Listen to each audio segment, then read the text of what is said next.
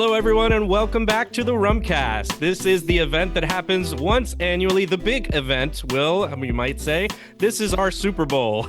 It's the 2025 version of the Fantasy Rum Draft here on the Rumcast. And, of course, we had to get somebody back on the show that we knew made a pretty big splash and impact last time because he won. So, we couldn't let him go out a winner and retire into the sunset.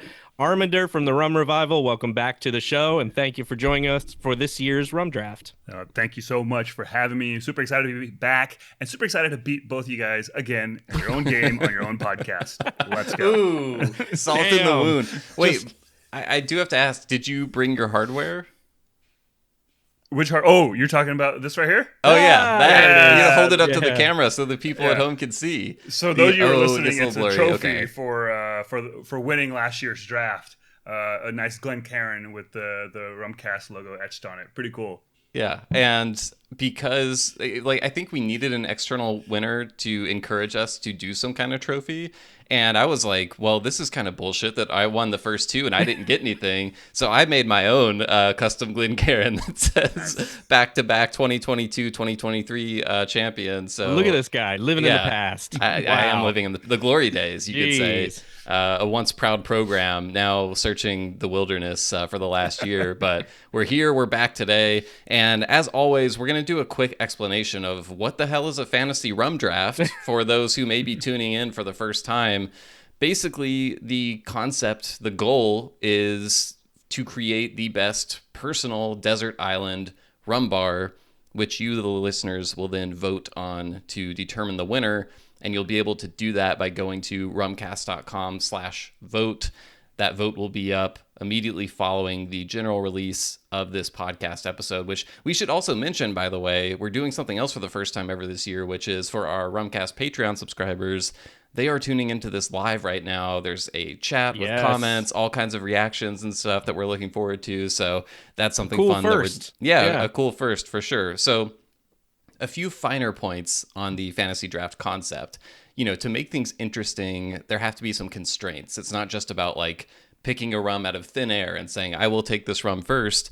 The first constraint is we pick an online store every year, or a liquor store that has online sales and an inventory that we can see, and we're saying this is what we're all shopping from. So we're all working with the same list of rums. We are doing something for the first time this year, which is we're doing 2 combined store inventories. So we are doing Baytowne Wine and Spirits up there just around the Rochester, New York area, and Burlington Wine and Spirits in Burlington, Massachusetts. These are 2 stores that are doing cool rum stuff all the time. They have people there who are really passionate about rum. And even though the combined inventories, it's actually fewer rums than the one store we drafted from last year, which was Del Mesa in California. But I think all 3 of us felt that the inventories these 2 stores had combined gave us some really exciting options and a few brands and things that haven't been available in past years. So that's the first constraint. We're working with the inventories of those 2 stores. Second constraint, we each only get $800 to spend. So this is the same budget that we had last year. We're sticking with that to keep things fun and to make us all feel the pinch a little bit. To really, we have to think hard about how we're going to spend that money. Constraint number 3, there are categories. So we have to draft a total of 13 rums. The categories are unaged rum, lightly aged rum. So that's rum aged 4 years or less, basically. There's the aged rum category, which is rums aged 5 to 13 years, and we have to do 2 of those aged rums. There's the long aged category, which is any rum 14 years or older. There's cane juice unaged and cane juice aged. The cane juice aged can basically be any age. Unaged is self-explanatory. There's the non-Caribbean category, the multi-country blend category, 100% column category, and 100% pot category. And then we have 2 bench picks to give us a little bit of flexibility. We can kind of have this overflow of rums that we may want to slot somewhere. We can move stuff around. It's mostly for flexibility, but it also serves as the first tiebreaker in the event of the tie. So the bench does matter. Lastly, constraint number 4. So last year we introduced the concept of retired and snoozed rums. Really, this came from an idea of wanting to keep things as fresh as possible. So if we didn't introduce this, I think Rumfire might be the first overall pick every single year. Yeah. So for a rum to be retired, it has to be drafted in the first round 2 years in a row. For a rum to be snoozed, it has to be drafted at any point in the draft 2 years in a row. So we still only have 2 retired rums. Those are Rumfire and Probitas or Veritas, if you are not in the United States. But we do have some new snoozed rums to introduce this year. So as a reminder, these rums were all drafted 2 years in a row. So they're taking a year off, basically. They'll be out of commission this year, and then they'll be eligible next year. So those are Denizen Merchant's Reserve 8-year rum, or aged up to 8 years. I always do that because it's the world's smallest print on that label to let you know that it's up to 8 years. Isadier 16-year cane juice rum, which I actually, to honor it, I pulled it out right here. Yeah. We also have Mount Gay Eclipse taking a snooze, RL Seals 12-year taking a snooze, another one got right here, and Rum GM Terroir Volcanique taking a snooze. There's also Chairman's Reserve Legacy, which is snooze, but it's not available in either store currently anyway, so it doesn't matter that much. There's one... That part feels like in the in memoriam section at the Oscars. Yeah, it does. We need the black and white graphic. The music, exactly. Yeah.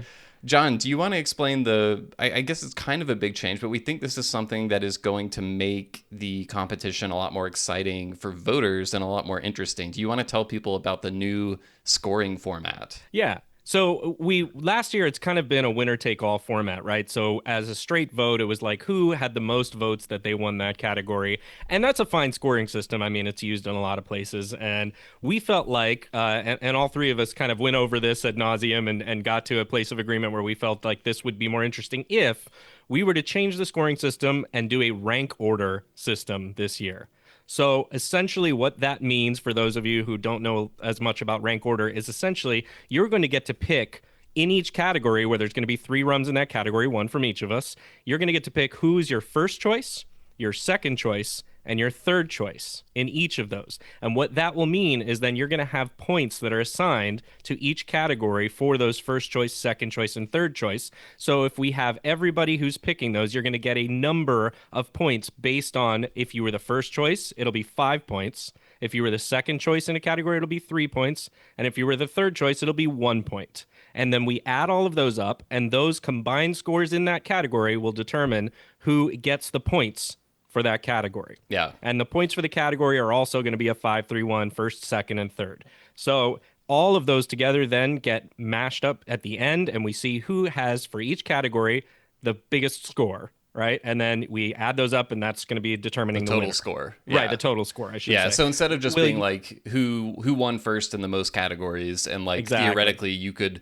draft 5 great rums and win the whole draft, but let's say you had a bunch of shitty rums outside of that, So this way, and to be clear, that is not at all what happened in previous years, but it's just, it allows us to have a little bit more, I think it's fun for voters to be able to say, like, instead of just what's the best, like, what do I think is like the best, the second best, and the third best, right? Exactly. Now that matters, right? Yeah, it's a little more nuance, and we think it'll be more fun. And like we've made changes every single year, just trying to, fantasy rum drafts in general. It's uncharted territory. We're trying to perfect the format as we go. So this is the latest innovation. We're gonna give a try.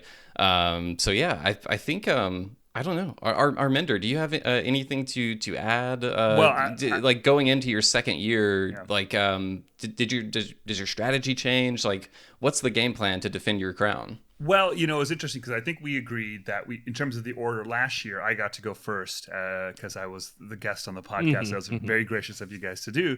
But since I won last year, we decided I would go last, and that since John, I believe you were in third place, you're going to go first. And so given that kind of changed, I have less of a kind of initial strategy now. It's more of a slightly reactive situation, kind of seeing what you guys do. I mean, obviously I have picks that I want and some backups, but it's a little less pressure almost in a way because there's 2 picks I'm not going to be able, 2 rums I'm not going to be able to get right before I have my first pick. So I don't know. I'm coming into this a little bit more relaxed. Plus, the pressure of not having to win on your first go around is not there anymore. So, right. All that to say, we've had all these changes to the rules in terms of voting.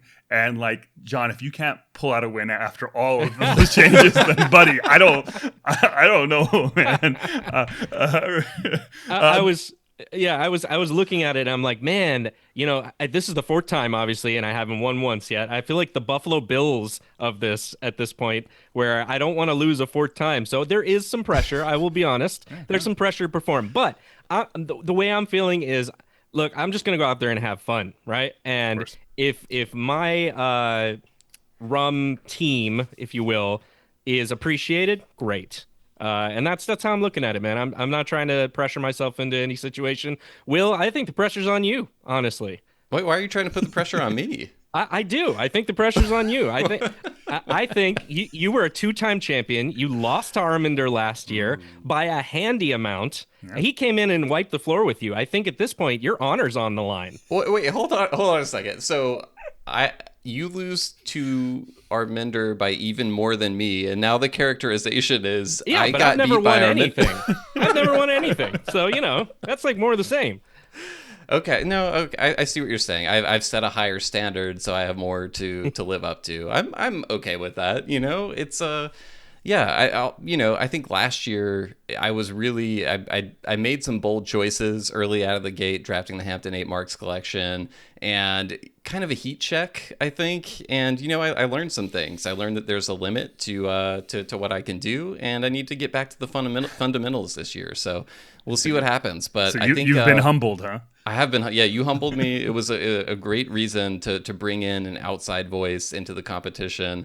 Humbling experience, kept the ego in check. We all need that once in a while, I was getting a little too big for my britches around the Rumcast area. So, yeah, coming in with a humble mindset this year.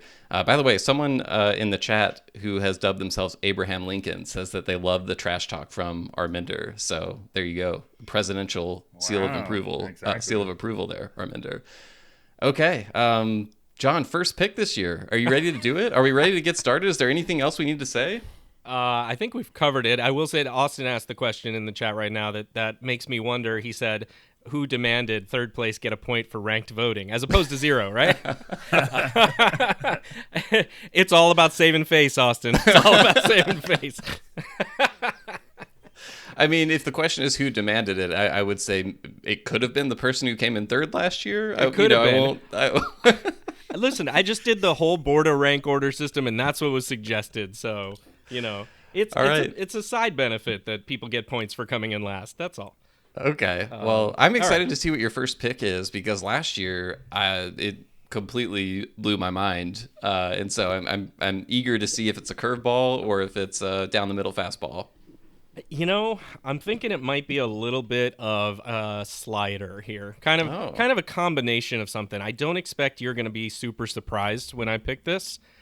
But First pick is usually not a surprise. Yeah. Right. But maybe you might be surprised that I went after it so early. I don't know. Honestly, I'll be interested to hear what it is that you all feel about it in terms of picking it first. I decided this sometime, I would say this morning maybe, where I was like, you know what? This is where I'm going. I already have it green in my sheet because I knew that this was going to be the first pick. And it's because, and by the way, I'll say I don't have this bottle yet, but it is literally on the way to me. It should be at my house this week because I've enjoyed it so much that I had to buy it. Wow. So okay, now I'm like I don't know what this is. So I'm going to go with right out of the gate this year.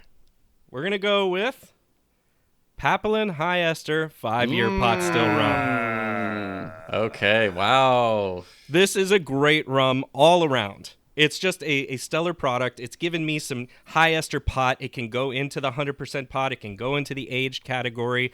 I like its versatility, but more so than anything, I really, really think this is a contender for rum of the year right now for me, and I just wanted to lock it in. So that's where I'm going with it. $60 also, pretty nice. It's not super expensive for what it is. So I'm interested to hear if you all thought that might be a high pick.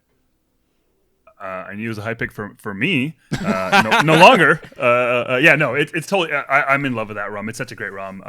It's great, neat, great in cocktails. Not surprised. And the great thing about it was the price. It's right at the kind of the average per bottle price, right? Yeah. And to your point, it slots into so many different categories.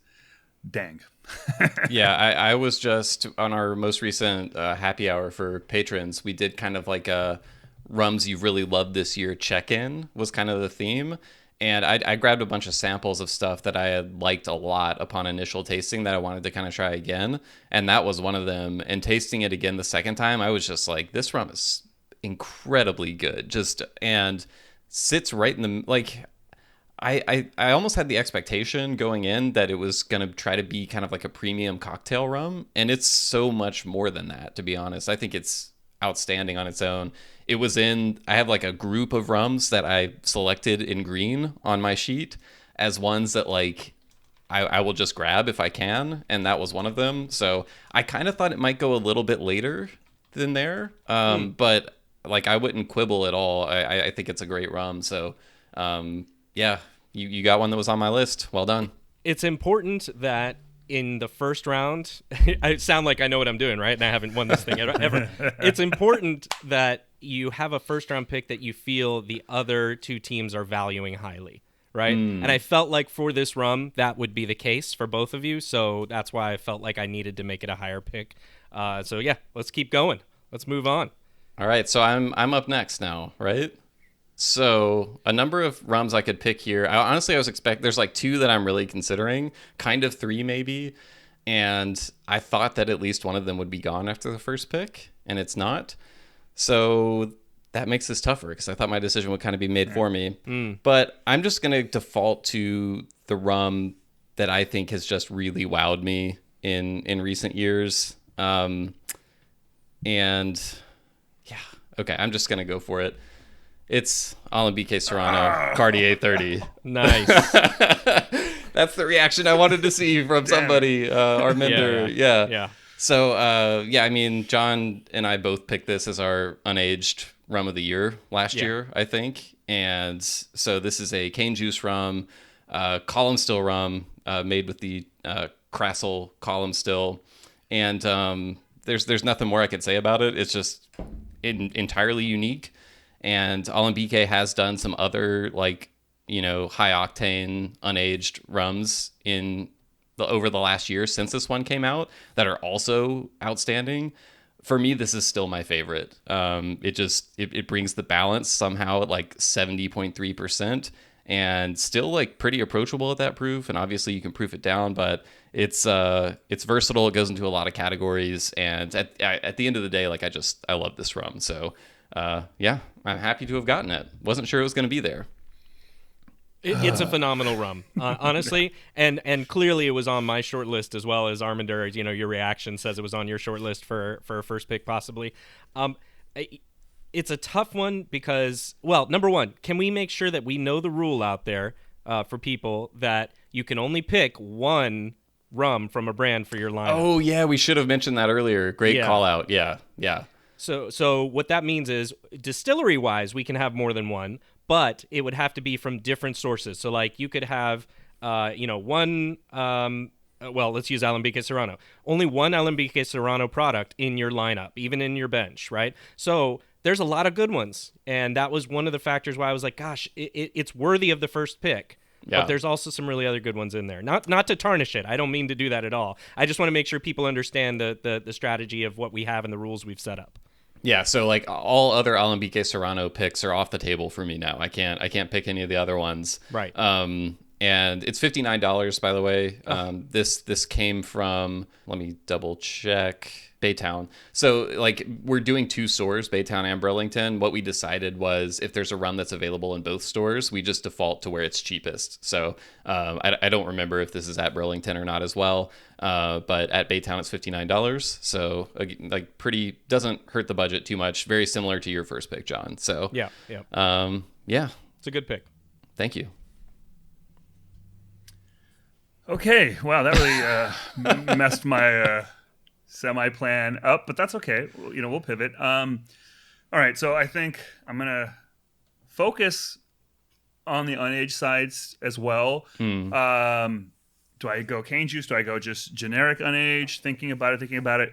The other rum that I had after Alembique Serrano Cartier 30 that I really wanted to grab early, and I think there's a tradition so far on the drafts to kind of on the early or the first round to kind of go with a overproof I know where you're Jamaican going. rum. And since obviously Rumfire has been retired, I'm going to go with one that I think is frankly equally as good and really one of my go-to mixing rums since it came out in the last year, and that's Worthy Park Overproof.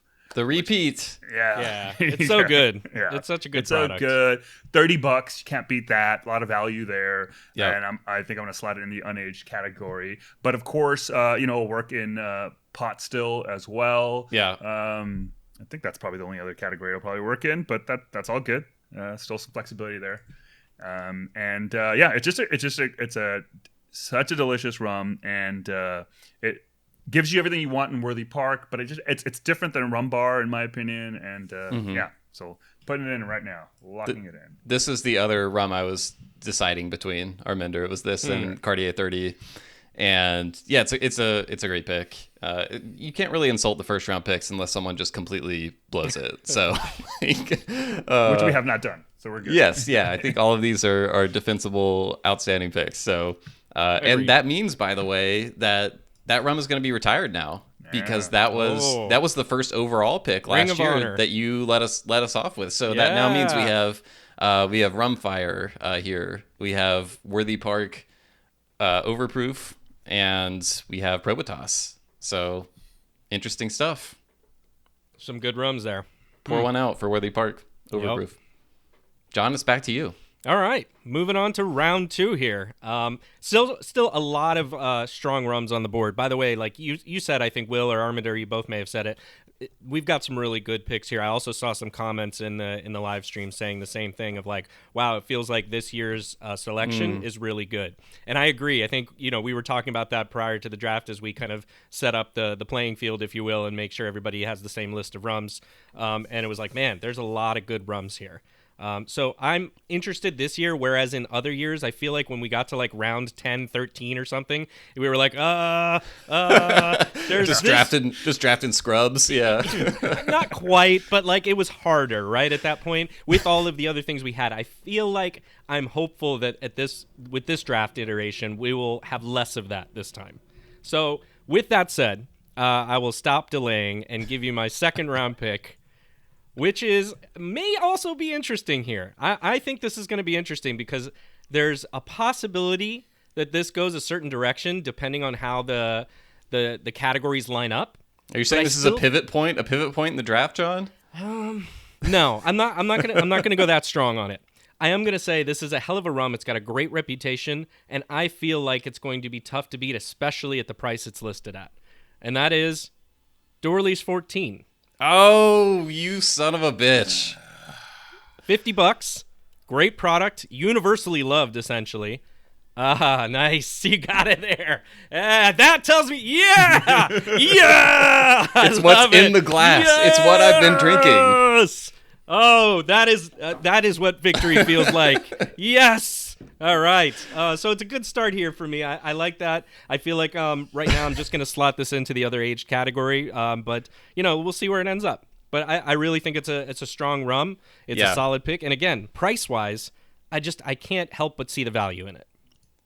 So, Arminder, I have to admit something, which is I was kind of like an hour before the draft. I was like, Arminder's got all of these rum takes just out there publicly available on the internet, and it would be a great scouting report just to revisit some of these videos, because I watch most of your videos when they come out. Sometimes I avoid them if it's a rum that I haven't been able to try yet, because I want to try to form my own impressions first. But you did a Dorley's video. Right. In the last few months, I think, like ranking the whole lineup, and I was like, I have to know what Arminder like the age old question. I think now that 14 is out is like XO 12 or 14, right? And I was like, I need to know which side of the debate that Arminder's on, and it felt like you're a 14 guy based on the video, but I don't know, like tell the people. So I think for me personally, yes. But I almost recommend for most people probably the 12. I think it's the more, rather for the non-rum nerd, hardcore enfranchised rum drinker.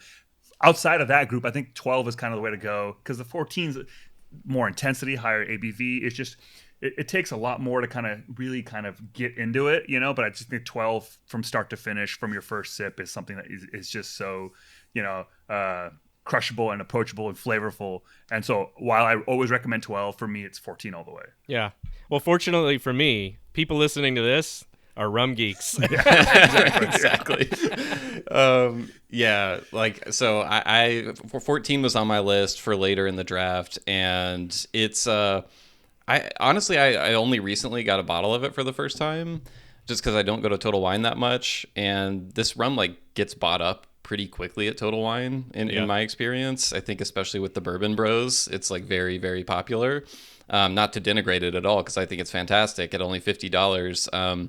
And I remember when those entry-level ECS rums started going away, John, you and I were talking about, like, I wonder if they're viewing things like the Dourley's line, some of the more premium stuff they're doing with that, as almost like a replacement for those lower, not the cast strength ECS, but like these Sagacities, the Premises of the world. You know, it's at 48%, which some of those rums were at. And I kind of feel like it gets you 80% or so of the way to some of those entry-level ECS rums that don't exist anymore. Yeah. And so for $50 to be able to get that, it's such a good value. I don't know why I'm sitting here stumping for your pick. Because you're drinking it. Keep talking. Well, and it's so sessionable too, but it but it has complexity. It's really good. So damn it. Hey, real quick, John, not to rain on your parade, but that Dourley's 14 is actually under the long-aged category. Thank you very much. I appreciate that. Yeah. I will mix that right now, or fix that, right now. That is true. Do we want to say, like, if something is long-aged, can you put it in aged if you want? Like, if John drafted another... I don't think so. No? Okay. No. Okay. I guess, we do have the 13-year cap on there. Yeah. Okay.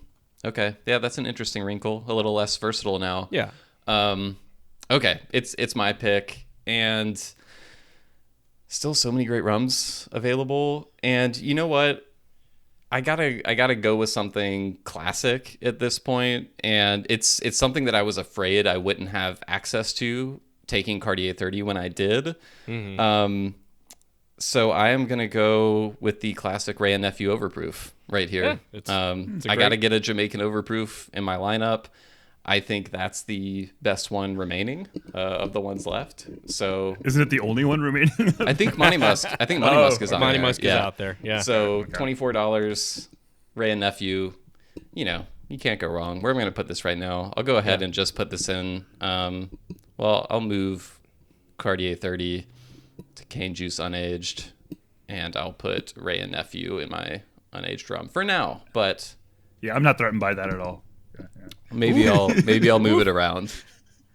It was a classic a few years ago in the sense that, like, I think it did really well in its category, if I remember right, Will. Like, was it the first rum draft or maybe second or maybe both? I don't remember. Yeah. But I know people are having trouble finding it. I don't know if that's still a thing. But I know that for a while there, people were like, "Where's all the Ray and Nephew?" I still think it's a good pick. I don't know if it's a great pick. Hey, Will, your pricing doesn't seem to match for the Ray Nephew to what I'm seeing. Oh, is that right? On the unaged tab, it's listed at $24. Not to give you some cash back or anything like that. Oh yeah, no, I had the BK pricing, so I just had to move it. Yeah, cool. So I have it at 24. Sweet. Solid rum. It doesn't really hold a candle against the Worthy Park Overproof, but sure, it's cool. I would say saying it doesn't hold a candle is like a little bit blasphemous to disrespecting a classic rum is what I would say. I mean, this is a beloved rum, in Jamaica. So I don't know if I'd go that far. Yeah, but we're not in Jamaica, are we? Well, we are not. We're not. Where are we, Arminder? We're in the U.S. of A.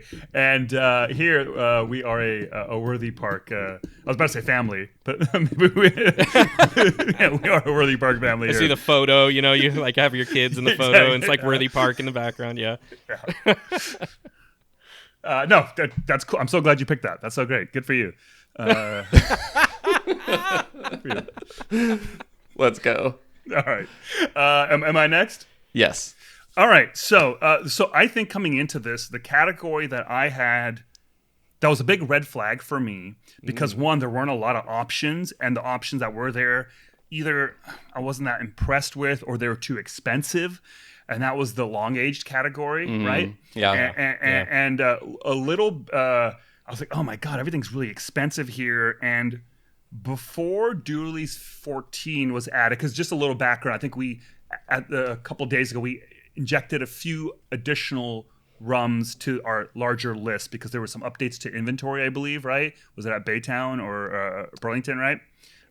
So I think Dooley's 14 wasn't initially on the list, right? Right. Yeah. And They updated it just for us. They were like, oh, heck yeah, do this. Yeah, exactly. Shout out to them. But before that, there was literally only one rum on that tab that I thought, well, I have to pick this because it's incredible value. And obviously, it's a great rum. People seem to really like it in the rum nerd circle. And it's like half the price of everything else. And what's great about it is it can fit into long age, non-Caribbean, 100% pot still. And that's the Raising Glasses Yowie. Yeah. It's There's a $60. few. Which one is this? OG. The OG. OG. The best OG. one. Yeah, the OG. Okay. All right. It is the best one. As the very first Star Wars is the best Star Wars movie. None of the sequels hold a candle to the OG Star Wars. That's kind of a Come hot on, take. yes. What? Yeah. Oh yeah, we can get into that if we want.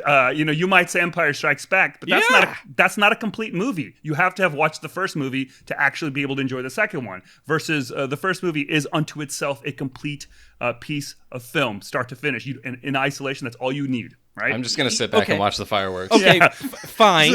Yes. But I have 2 points with that. One is Empire Strikes Back, still in and of itself, per se, you might say, is still the better movie from start to finish. I agree with your point there. Hey, you have to have the background to really get into starting that movie, but it's still the better movie. And second, and the bigger point is, you didn't have to drink Yowie number 1 to enjoy Yowie number 2 more.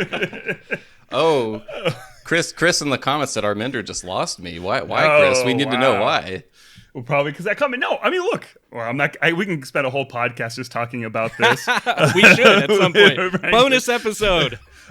Christian did say best long aged rum easy. So Thank you, Christian. Yeah. Anyway, so Yowie, the original OG, $60. I think of 16 years of aging. Great rum, and everything else I would want is like double the price. So this is like a no-brainer for me. Yeah. Nice. Look, it is a good rum. It really is a good rum. But I feel like there's a contingent of people out there who are going to argue for Yowie Strikes Back or even Phantom Yowie as their favorite there. So that's a risky pick, in my opinion, because I think that there's some people out there who really do feel like those releases are better than the OG. Sure, maybe, but when they're comparing all of our long-aged ones, and if maybe they may take some of the goodwill that they have for Phantom Yowie or Yowie Strikes Back and like put that into my Yowie pick. You know what I mean? It's still Yowie. It's just an extra year younger, but it's still Yowie. It's still the Yowie they know and love. You know.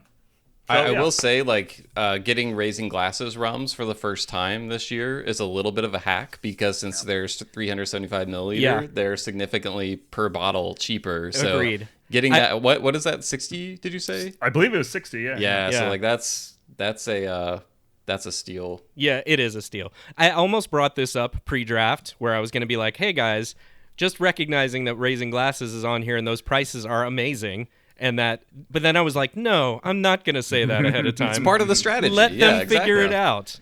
So you are correct. It from a pure value perspective, it's a huge good pick. All right. Thank you. John. All right. Well, so far, I think, there's competition here, but this has gone the way I was hoping it would so far, I have to say. This one's a tough one because I would prefer not to spend as high a pick on it. But having done my research, having seen what Arminder killed me with last year, and feeling like I need to have it, not only that, but also that it's just a great hallmark of a rum, right? There's these hallmarks in rum geekdom, and you know them when you see them, right? Probitas, which is retired, is one, and you mentioned some of the other ones, Will. I feel like this is the next one that's going to be in that list at some point, if not already.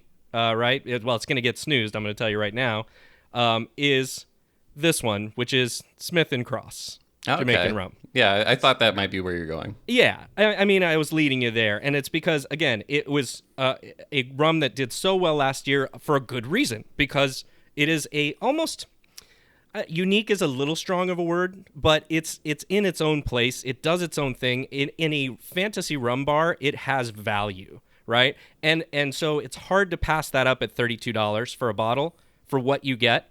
And I'll just replay all of Arminder's comments from last year when he picked it about how effusive he was over it then. So, that's where I'm going. I think, again, it's something I want to have in my bar, and I'm glad to take it here.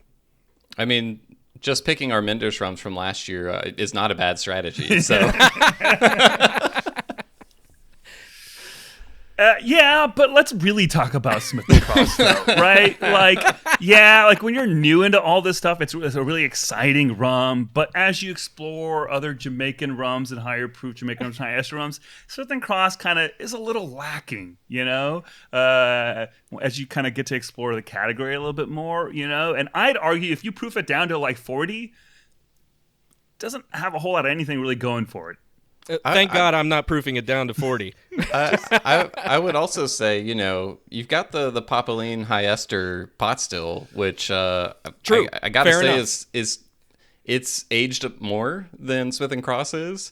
But I feel like it plays in the same pool a little bit. Although I think it's more accomplished as a sipper than Smith & Cross is, even though I will not turn my nose up. It's sipping Smith & Cross. I've done it many a time. Yeah, I think for me, the high ester 5-year pot still is more of the sipper, and the Smith & Cross may be used in different ways. It's not to say, somebody, Abraham said he can't sip Smith & Cross neat. There's probably a few people that would say that, and I can see that perspective, even though I have, and I've enjoyed it neat, and I still think it's a good enough product to consume neat.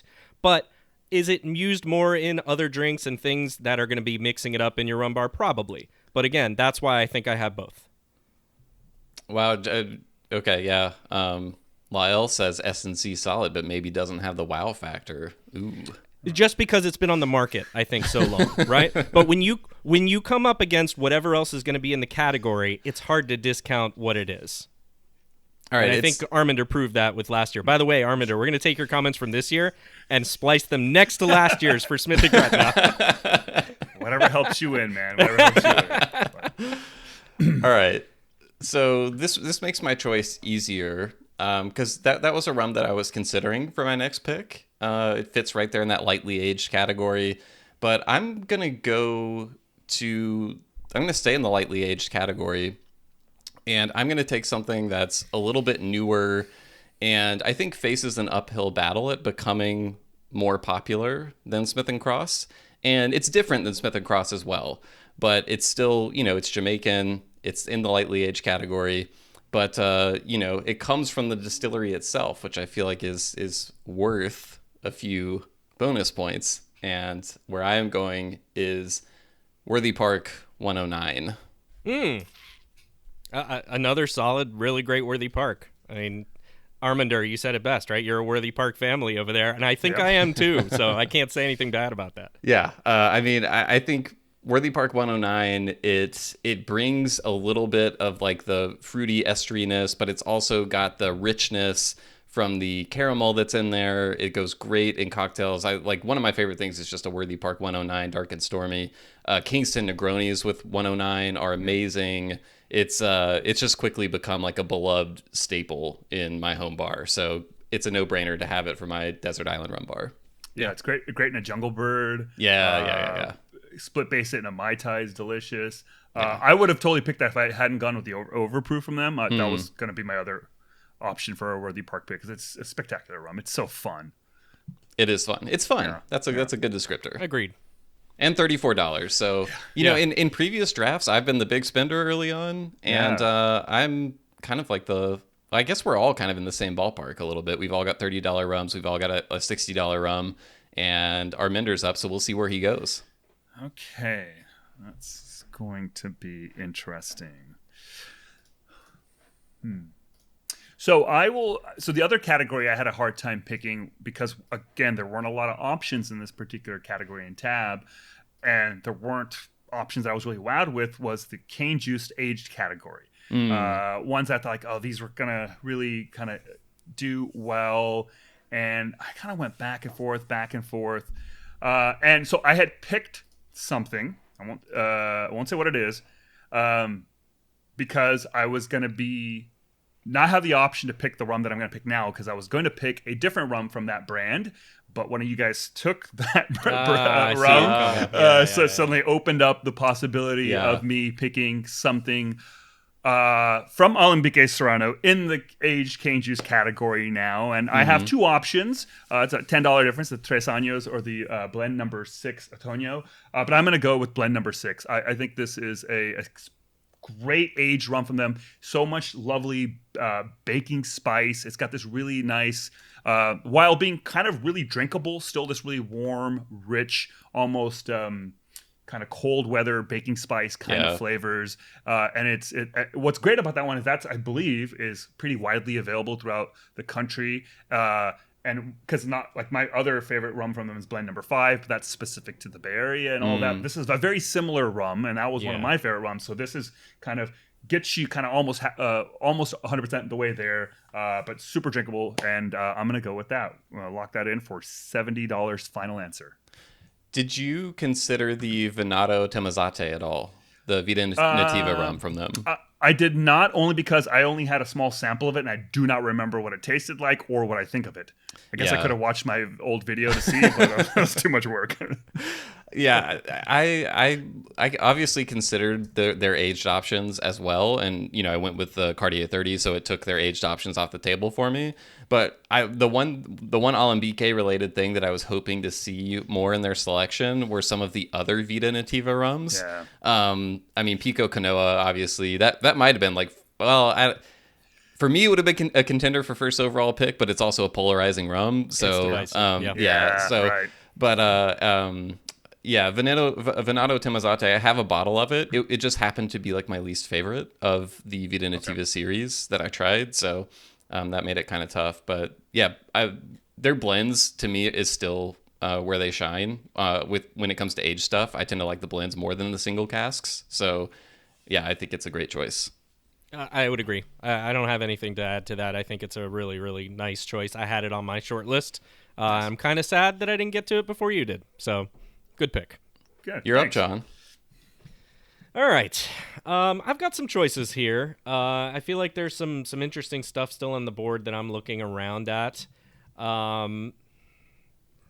I feel like this is the right time to take this rum. And ironically, I believe, Arminder, you did take this last year. So although it was not my strategy to copy what you had, these two back-to-back rums I am. And it's because I think it's a strong strategy and it still holds well.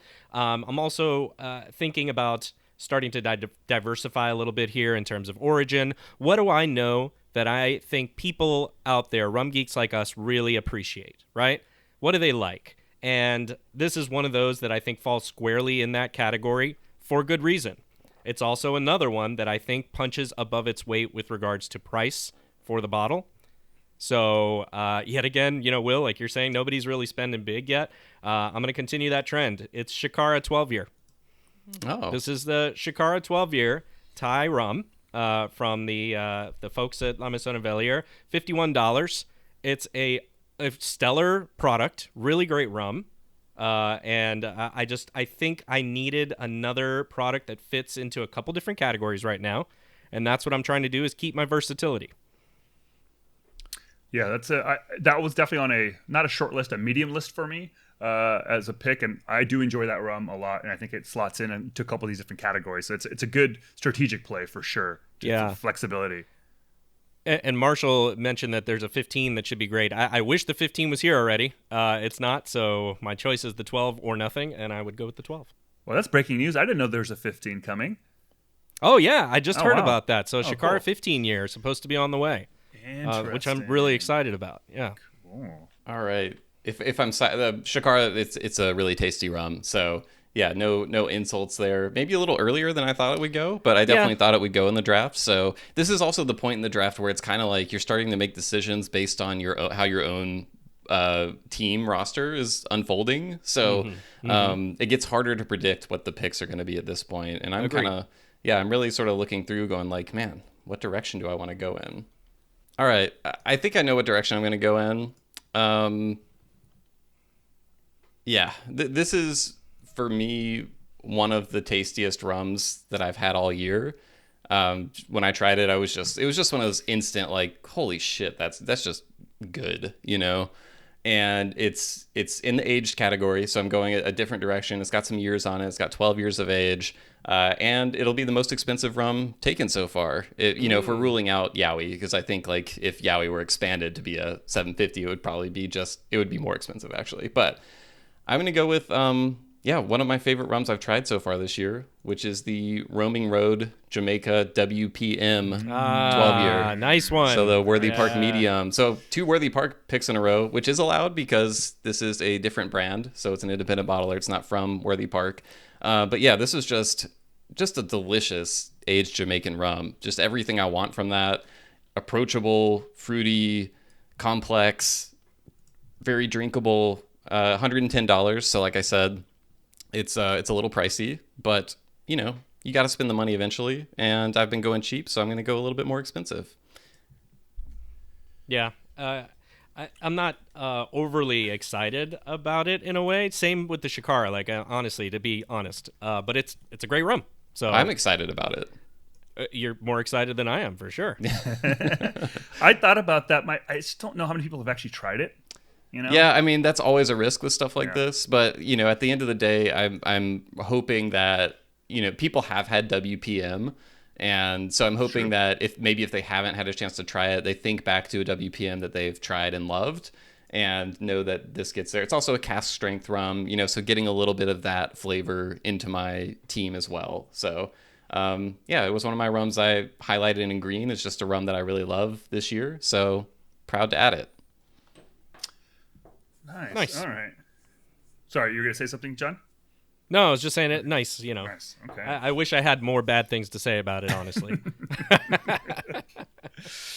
All right. So for my pick, since you went a little pricey there, Will, I'm going to maybe take what might be the most pricey thing I get this draft. Ooh, interesting. No, that's not. Well, I don't want to tip my hand. Maybe I just did. Hand has been tipped. Yeah, damn it. This is a rum that I feel like on this call and on the chat, on the chat there, I'm probably the only person that loves and adores this rum, and that's okay because I feel like everyone who's not on this chat and not on this call agrees with me, and I'm happy to die on that hill because I think it's a fantastic rum. I love drinking it neat. I love making Mai Tais with it, grogs with it.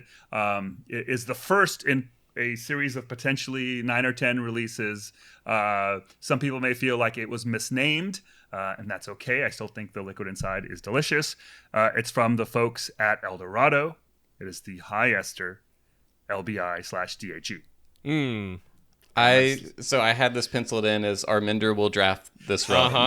Same thing. Honestly, I think it's a great strategic pick. Even though like John and we've talked about this rum on the podcast, and both of us had a similar reaction to it.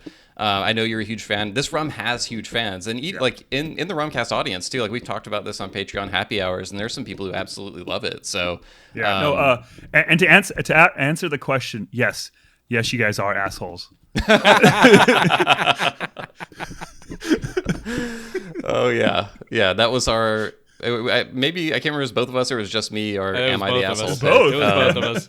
Yeah, amazing. Yeah, no, I mean honestly, like I'm looking at the age category, and my WPM Roaming Road will go up against that El Dorado pick, and I'm a little worried about that matchup just because obviously the El Dorado brand name carries a lot. Obviously, slapping high ester on a label earns you a lot of credit these days, even if the bottle doesn't really deliver on expectations. But no, it's a really good pick. I would not be surprised if that lands first place in that category, to be honest. Although we have another high ester, wouldn't it compete against John's Populin high ester? Well, I think so. I think the traditional way to do these aged matchups is to slot the. Oh yeah, that's actually true. So. If we're doing most expensive aged drums against one another, John, your most expensive currently is $60. Yep. So maybe you might end up moving the Shikara and drafting something that's expensive, but correct. That's true. Yeah, the Populin. Well, the same with the Populin could go into a different spot also. Sure, so that's true. Yeah. I don't know where I'm going to put those yet. Honestly, I may do some shifting as we go here, but we'll see. All right, who's up next? I think it's you, buddy. Oh, it's me. Oh, hey guys. So again, I find myself in a pretty decent position here. I feel like there's a lot of good stuff still on the board that I'm really interested in and happy is there. And I think it's time to do this one now. Arminder, I've been drafting off you a little bit, but I'm gonna stop doing that. Okay. Now. I'm gonna start drafting off of Will instead. Good strategy. And what that means in some years. Yeah, that means I'm going to do something that I haven't done before, which is spend up. I'm going to spend up, and I'm going to grab something that I think is, for me, a lock into a category if things stay the same, which is it may not. You guys may move some stuff. And that is the Hamden 8 Marks collection. Are you serious? Okay. Unaged or aged? Unaged. Unaged. I can't believe you're going with it. Wow. Okay. I have seen the light, and I now understand why this is so amazing as a kid. I in all fairness, I lobbied against this in the background before we did this draft because I felt like it's a little bit of a cheat code.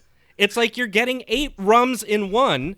And I'm like, I don't know if that's, does that feel like it's in the spirit of this competition? And both of your comments were, it absolutely is. Yeah. And so from that perspective, yes, it's pricey, but I think, it adds in a way, it's expanding out the number of different rums by different marks in this case from Hamden that I would otherwise ever be able to get in a draft like this. So I'm going to take that cheat code and I'm going to run with it. Yes, it's a little bit older now. It's a few years it's been out on the market and maybe a little bit of the shine has worn off, but none of the flavor has worn off. So I would ask that people who are drafting, people who are voting, they need to vote with that in mind.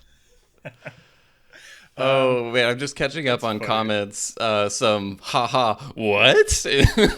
Bold strategy. My head is spinning because I'm just remembering all of the negative things you said when I drafted this rum last year about how it was, gonna destroy my budget and all this stuff. And you're the most historically budget conscious person. You're dropping 160 bucks on unaged rum. And yet, I love it. I'm so excited. Thank you. I was going to say, and yet you have to say I'm learning because who won? You did I lost in those years. No, I lost when I took the 8 Marks collection. Oh, you won that category, though. I won that category. You won that category. Sorry. Yes. So technically you lost, but that was because you drafted poorly in other areas. Yeah, because my budget was, you were right last year about what it was going to do to my budget. It squeezed me so hard. It does. It does. But why do you think I took all the rums I did before I took that one, Will? Well, I mean, that's the strategy. Yeah, but when you take them, it doesn't matter. You're still ultimately having to draft cheap rums for your age categories. But I think you got some good ones. So I'm not saying it's gonna kill you. It's just I'm just reeling a little bit because I didn't expect you to be the person to take that. And full disclosure, when you were lobbying to rule it out this year, I had no plans to draft it. And so I just wanted to kind of be I think we should leave it in because I wanted you to think that I was going to get it. And maybe it worked. I don't know. Yeah. I mean, at the end of the day, right? At the end of the day, it's 8 different marks of Hamden Distillery, which is a perennial favorite amongst rum geeks. And it's for a reason. So, from that perspective, it's I can't see a better pick. If I can make the budget work out, which I believe because I drafted the other rums that I did up to this point, I can now do. Trust the process, Lyle says. Yes, trust the process. I agree. All right. It's back to me. I'm surveying the board. And let me just checking something real quick. Uncomfortable silence. That means Will is thrown off his game, Arminder, is what that means. Yeah, exactly. When you're not ready like this and you have to start going in deep on what are we, round 6 or whatever it is, he's hurting already. Tank. Nah, I'm calm, cool, and collected. Cue in the Jeopardy music.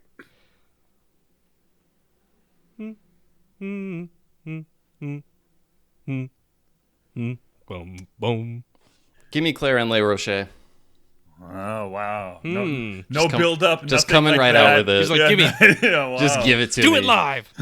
Yeah. Wow. Clarence Le Rocher is a good pick if it didn't get absolutely killed last year in the draft voting. Yeah. Well, Yeah. it's about matchups. That's fair. That's and fair. also it's I like having a Claren here. There's two to choose from.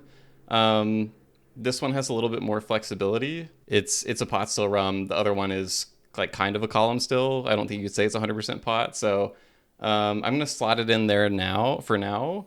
But yeah, I mean, Claren is it's its own unique thing, and I think adding it to the table.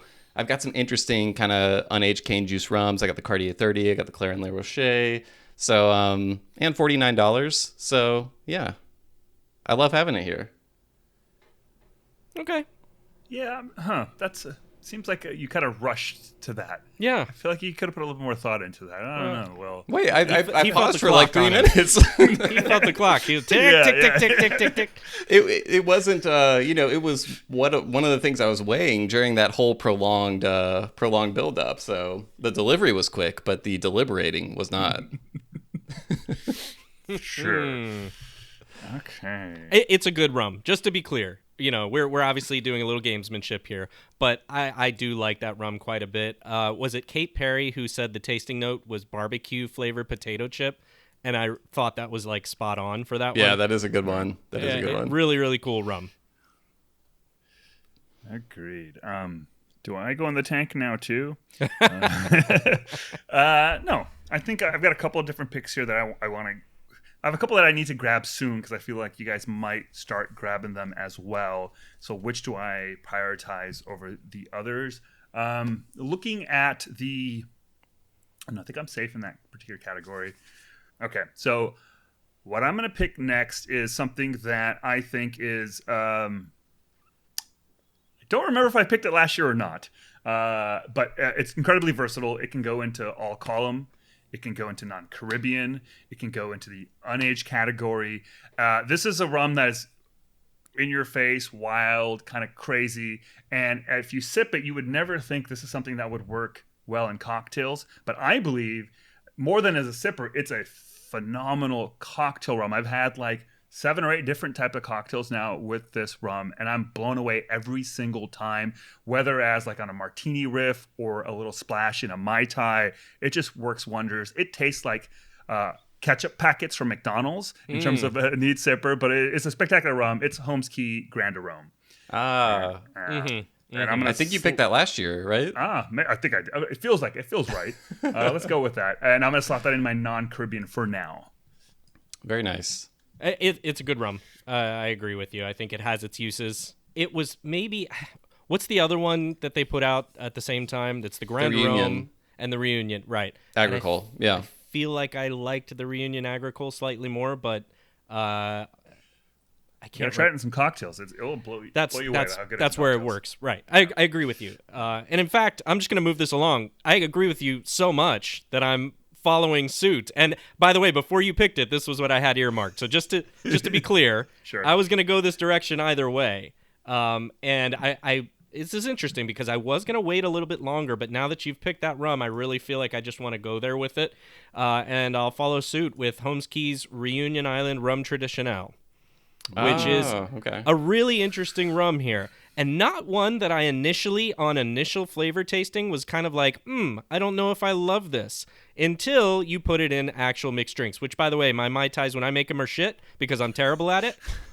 But this made it better. So if it can make the Mai Tais that I make better, this is a phenomenal rum. So that's where I'm going with this. I like it as a product. I think it's got a lot of buzz right now. And that buzz is not unfounded. It's for a reason. It's a great rum. And Holmes Key has a lot of good products on here, which is why I'm like, I don't know if I want to lock myself out of some of those other ones. But that said, I really feel like this is a good rum. I'm going to slot it into non-Caribbean for now. We'll see if it ends up here later. I'm waiting for the Arminder response since he just took kind of a Holmes Key pick that's in a similar kind of product class. I'm not worried because I think yours is newer. Not a lot of people have tried it yet. It's fair. So there's that element, and I think the Grand Arome stays with you. It's one of those things that you can kind of evoke what it tastes and smells like just by thinking of it. You know what I mean? It's so singular and unique. Nothing against the rum traditionale, but I just think like it's just the more kind of unique and memorable rum. Sounds like a person who didn't pick it. Yep. You do have a good point there. The unknown here is how many people have had a chance to get their hands on the traditionale and to use it, like you said, it has to be used in that mixed drink, or maybe have gone to a bar and have had a Mai Tai where they used it, and hopefully a lot of people have that are voting, because I think if they did that, it's a clear choice who wins. We'll see about that. Oh, bold. I'll see about that. I will say I do think it's a really good rum and a Mai Tai blend. I like it for that. I haven't had a chance to like experiment with it much outside of that. You know, I got a sample and played with like a couple of drinks, but I don't have a full bottle. But yeah, I think it's a solid entry in that line from them. You can put it a few different places: non-Caribbean, column still, lightly aged. So it's got some good stuff going on with it. All right, I'm gonna take something here. You know, I always tell myself before the drafts that I'm not going to do this. I'm going to stick with the stuff that like more people have tried, you know, more popular, has a better chance of getting picked. But then I see these rums sometimes where I'm just like, man, I fucking love that rum. Or I have like something tied to it. And you guys had me looking at the non-Caribbean category as well. I do think that's one to keep in mind. So while this may seem like I've taken several rums that are similar already, I would say flavor profile wise, these rums couldn't be more different from one another. And I had an amazing opportunity to take a very special trip earlier this year to the island of Sicily and visit a rum distillery there. Okay. That I already liked. Nice. And that really just kind of cemented it for me. So I'm talking about Distillery Alma with their Mater line of rums. And, you know, there's 3 choices you can go in because they do single cane varietals. They've got the purple cane, they've got the yellow cane, and they've got the blend of both of them. And I'm going to go with the one that is just my preference between those. But I also think in talking with people, I think it's the one that most people have at the highest, and that's the yellow cane. So I'm going to go with Mater Sicilian yellow cane rum. So cane juice unaged rum, $66. Gonna lock it into my non-Caribbean for now. It was another rum that I had highlighted in green as just something I wanted to make sure I grabbed at some point if the opportunity arrived. There's 2 quick comments I have on that. The first is I really like it. It's a great rum, and you picked right in my opinion that I think the yellow is slight best there. But it's expensive for an unaged rum, little expensive, right? Which is fine. I'm just saying for the purposes of our exercise here, it made me think a little bit twice. Can I cut in and ask how much you just spent on an unaged rum a few picks back, John? Yeah, but I get 8 bottles. You only get 1. But you only get it for one category. You can't disperse them throughout the categories. Cheat code, man. If you got all 3 for that price, then I would say, well done, sir. But my point there is, number one, it is a little on the expensive side, but your point taken. That's fine. And maybe, hey, who knows? Maybe it's not even the most expensive unaged rum that gets drafted, right?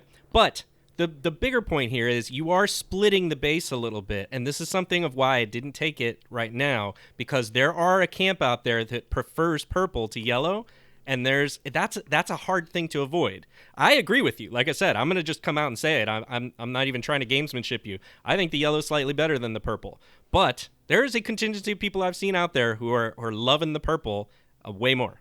Yeah, so, that's fine. Like I said, this is a heart pick at the end of the day, and I don't know. I just love this rum, so I want it on my Desert Island Rum Bar, and I have it now. I'm so excited.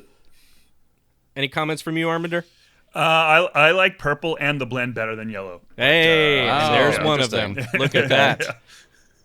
And I think that blend is especially really good in cocktails. The blend a daiquiri, the blend in a daiquiri is just fantastic. Underripe mango notes to it that are just fantastic. But I will agree that, it seems like the overall consensus seems like folks tend to like the yellow more. But maybe you are splitting the vote because I have the blend is second for me, so I do really like the blend. And I like the purple too. It's just something about the yellow for me just really comes together and feels like the most representative to me. But it's back to you now, Arminder. Yes, it is. All right. I am going to go with a classic, Stone Cold classic that can go in just one category, right? Maybe I shouldn't pick this. It might just be able to fit into one category, but that's okay because it is a classic. It's something that for a lot of people is one of their kind of, it could either be a daily sipper, it can be a go-to rum to make a Mai Tai with. It's for a lot of people like one of their first kind of fancier rum experiences, and it is the one and only Appleton 12. Yeah. It's a solid pick. Like you said, it's a classic it's for about a reason. About as classic and solid as it gets. Exactly. So, yeah. It's not going to be it's not the hot trendy thing, obviously, right. but it's consistent, it's reliable, and it really affordable. does make affordable. Well, yeah, I mean, it's at some point it's going to be like $60, then we'll see. But for now, it's sometimes a little under $50, so we'll say that's affordable, I guess. And it makes for a hell of a drinkable Mai Tai. I like to overcomplicate things by putting in like crazy little blends of different Jamaican rums, high ester this, high ester that, and that's all great. But there's something about the beauty of a single bottle Mai Tai. And it's tough to beat a single bottle Appleton 12 Mai Tai. So yeah. Where do you fall? I'm guessing your pick might have answered it, but where do you fall on the 12 versus 8 debate, Arminder? I think I prefer to sip. I think I did a video, and I think I ultimately landed on that the 8. As you must be consistent with the video. Yeah, I know. Oh my god, I can't count what I say. But I think I prefer to sip on the 8 neat, but I prefer the 12 in a Mai Tai. And that's interesting, right? Because you'd think it would be the other way around, but I agree. The 8 neat to me is better than the 12 neat. Yeah, exactly. And I thought it would be 8 all the way, but no, it turns out I prefer the 12 in the Mai Tai. Yeah. We've got some, just to bring in some comments from the audience. We've got one 12 over 8 vote. We've got one 8 over 12 vote. And we've got one person who doesn't like either of the past 2 picks. You can't please them all, man. Christian says 40% is too low for a Mai Tai rum. Well, luckily the Appleton 12 isn't 40. It's 43. Ooh. Hey. Love you, Christian. Back to you, Christian. Ooh, Christian says not much better. So, not impressed. Not impressed with your retort. All right, are we ready to keep rolling? You're up, buddy. Yeah. Well, I've got some different ways to go still here, and there's a brand here, I'm just going to say, that has a few different products that I really wish I could have more than one, and it's kind of putting me into an indecisive place of which one I would want and which one do I think is the better way to go. So that's where I'm kind of hinging right now, and why I'm going to need at least 30 seconds here to commit to a choice. Oh, man, I really am torn with it. I really, really legit am. You want to flip a coin? Last time you flipped a coin, it went really well for you. It did. Yeah, it did. Yeah. It did not. I do have a better coin now, though. There we go. Oh. Bam. How about that? Nice. Yeah. I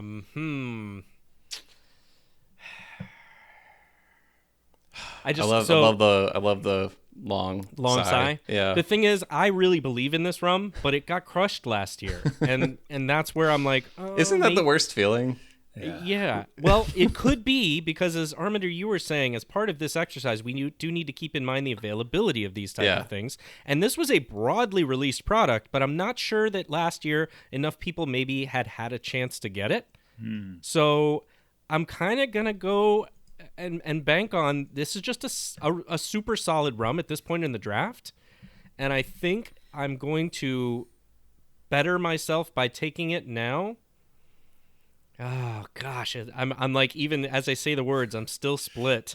But I think I've got to go with it. I got to make a decision, and we're gonna go with the Transcontinental Rum Line High Seas Caribbean Blend. Yeah. It's just such a good rum. I think, Will, maybe you picked it last year. You're speaking my language, because I picked it and I got destroyed in the, I think it was maybe multi-country blend category. And I think it's a fantastic cocktail rum. Like one of the best purpose-built cocktail rums in the last few years to me. And yeah, it did not land, but maybe it was a matchups thing. So Could be. No, it's a good pick. I really like that rum. Arminder, it was an unabashed praise from you. Yeah. Oh, I think it's a great rum. And I think to your point, though, I just think that last year not enough folks had gotten their hands on it or got to try it. And hopefully, not hopefully for you. I appreciate that, Arminder. Thank you. I think hopefully more folks have gotten a chance to try it because it is a girl. I think it's been slept on a little bit. Yeah. And I think folks need to get hip to it. I think there's a lot of people trying to put out rums in that sort of niche right now, where it's like premium cocktail mixer essentially, and I think it's one of the best ones out there for your money for sure. So I won't say anything negative about it. It's just, it's partially going to come down to who's tried it and who hasn't. Last year, maybe it's one of those things. I was before my time trying to draft it last year. Maybe your timing is dead on this year. We'll find out. You walked so John could run. I walked so John could run. Yeah. I'm hoping to fly. Okay. Arminder, you talked earlier about how the long-aged category was tough this year, and I agree with you. I had Yowie earmarked, which is why I made sure to have a bottle of it handy so I could show it if I selected it. Wasn't 100% sure I was going to take it, but it was just kind of on my short list. And I'm going to take something instead. It's pricey, I won't lie, but at the end of the day, it's a great rum. And since John snaked my Doorley's 14 pick, I would like to have something in my bar from Foursquare. So I'm going to take Foursquare Equidim ECS rum. Convocation is also in stock. I think Equidim was the superior release. You're getting from it what you have come to expect to get from the ECS line of rums. Agreed. It's a really phenomenal long-aged Barbados rum that's going to showcase everything you like about Foursquare amped up to the nth degree. Cask strength, dynamic cask aging. I don't know why I said dynamic. That makes it sound like the casks are changing or whatever. I'm just saying, like, Richard knows what he's doing when it comes to aging those rums and using mixtures of casks and everything. It's just it's a great example. Like I said, it's expensive, so it's cutting into my budget, $155. But, I think I had 458 remaining, so that's down to 303, but that's not too far off from like where y'all's budgets are ultimately going to be. So I'm feeling comfortable with it. I draft expensive rums. I've done it every year and I've never run out of money. So I think I can make it work. Hey, real quick, Will, what kind of cask maturation is the Equidim? It's Black Muscat, right? I have no idea. I believe it is. At some point, I've kind of lost track of the ECS stuff. So I'm pretty sure it's ex-bourbon and Black Muscat, 14-year-old pot and column blend. Black Muscat and ex-bourbon. Yeah, it's friggin' great. It's a really, really damn good rum. It's the last Foursquare ECS that I bought, and I was glad I bought it. Nice. Okay, I'll add that to the list. Okay, for my next pick, I'm going to pick something that can go in a couple of different categories. Lightly aged, 100% pot still. It's a rum that, when it first hit the market, I bought a bottle. I didn't really get it. I got it. In that I bought it. But I didn't get it. You stole it. Yeah. You got it, but you didn't get it. I didn't get it. It just didn't click for me is what I'm trying to say. It felt a little too intense, a little too bold. And I think on paper, like a lot of folks, I love high ester Jamaican rums, but I have a threshold, right? I think like in terms of how much I can take in terms of boldness and intensity and funk and all that. Oh man, I think I know what this is. And at the time, this was a little too much for me. And either over the course of the year and a half since I had it, either the rum is mellowed or I've matured.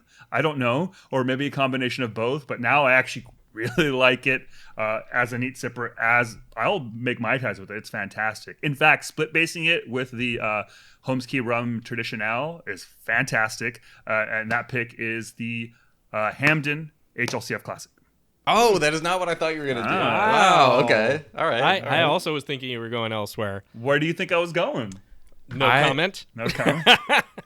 Yeah, I'll withhold for now. Maybe we can revisit it. Okay. But well, I mean, for budgetary reasons, I'm probably not going to draft it. I thought maybe you were talking about the Bristol 12-year DOK run. Yeah, which that one. I'm a big fan of. I watched your video on it, and I feel like you were a little like mixed results.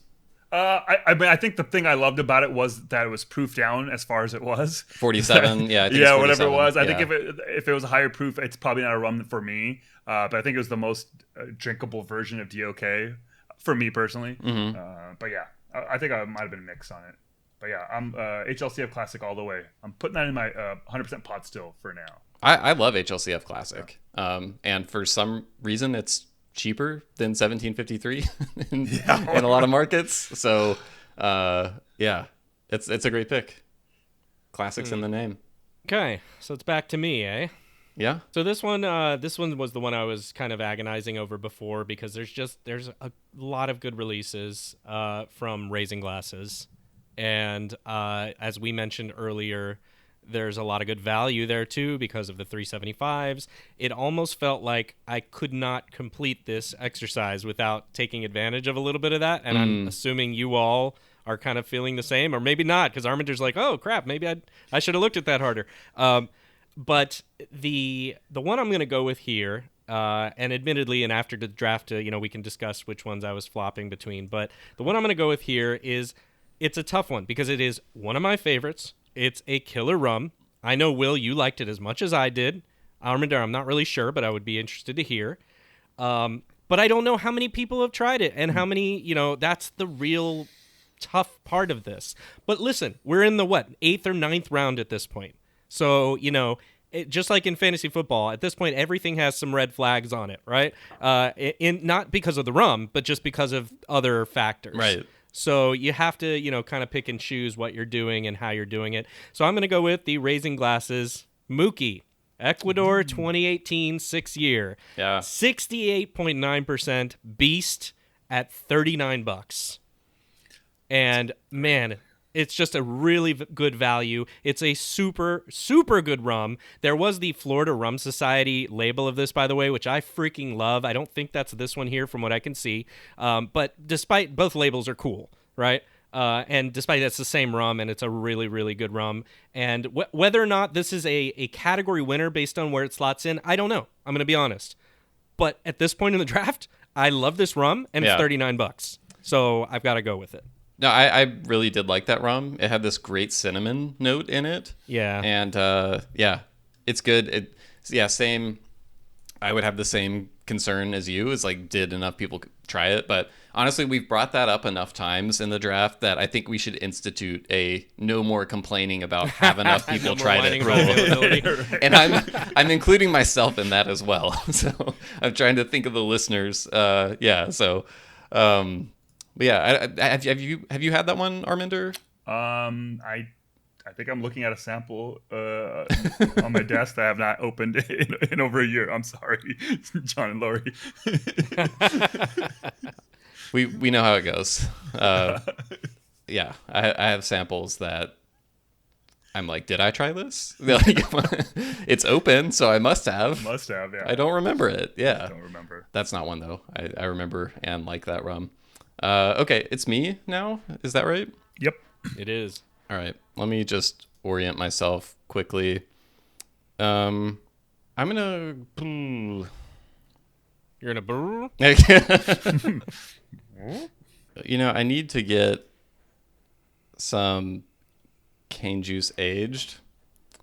I'm just trying to make sure I'm looking at the right spreadsheet. Yeah, tough category. Arminder, I think you brought that up earlier when you snagged the Alambique. But I want to get something that I know I enjoy. And so I'm going to go with a Stalwart Distillery. And this is a line of rums that they released where I think everything was good. You had your individual preferences in there, but none of them, all of them were good rums at the end of the day. So I'm going to grab the Rum GM Epices Creole in there for cane juice aged, $42. and go ahead and lock it in. I think it's a really versatile rum. You can throw it in cocktails. You can sip it. It works. And yeah, I love Rum GM at the end of the day. So it's good to have them in my bar.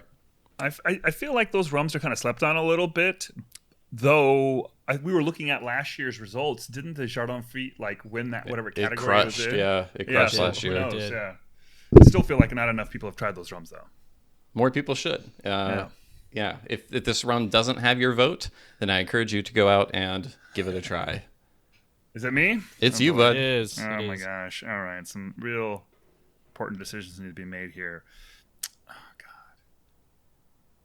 Let's see what you guys are doing first before I make certain.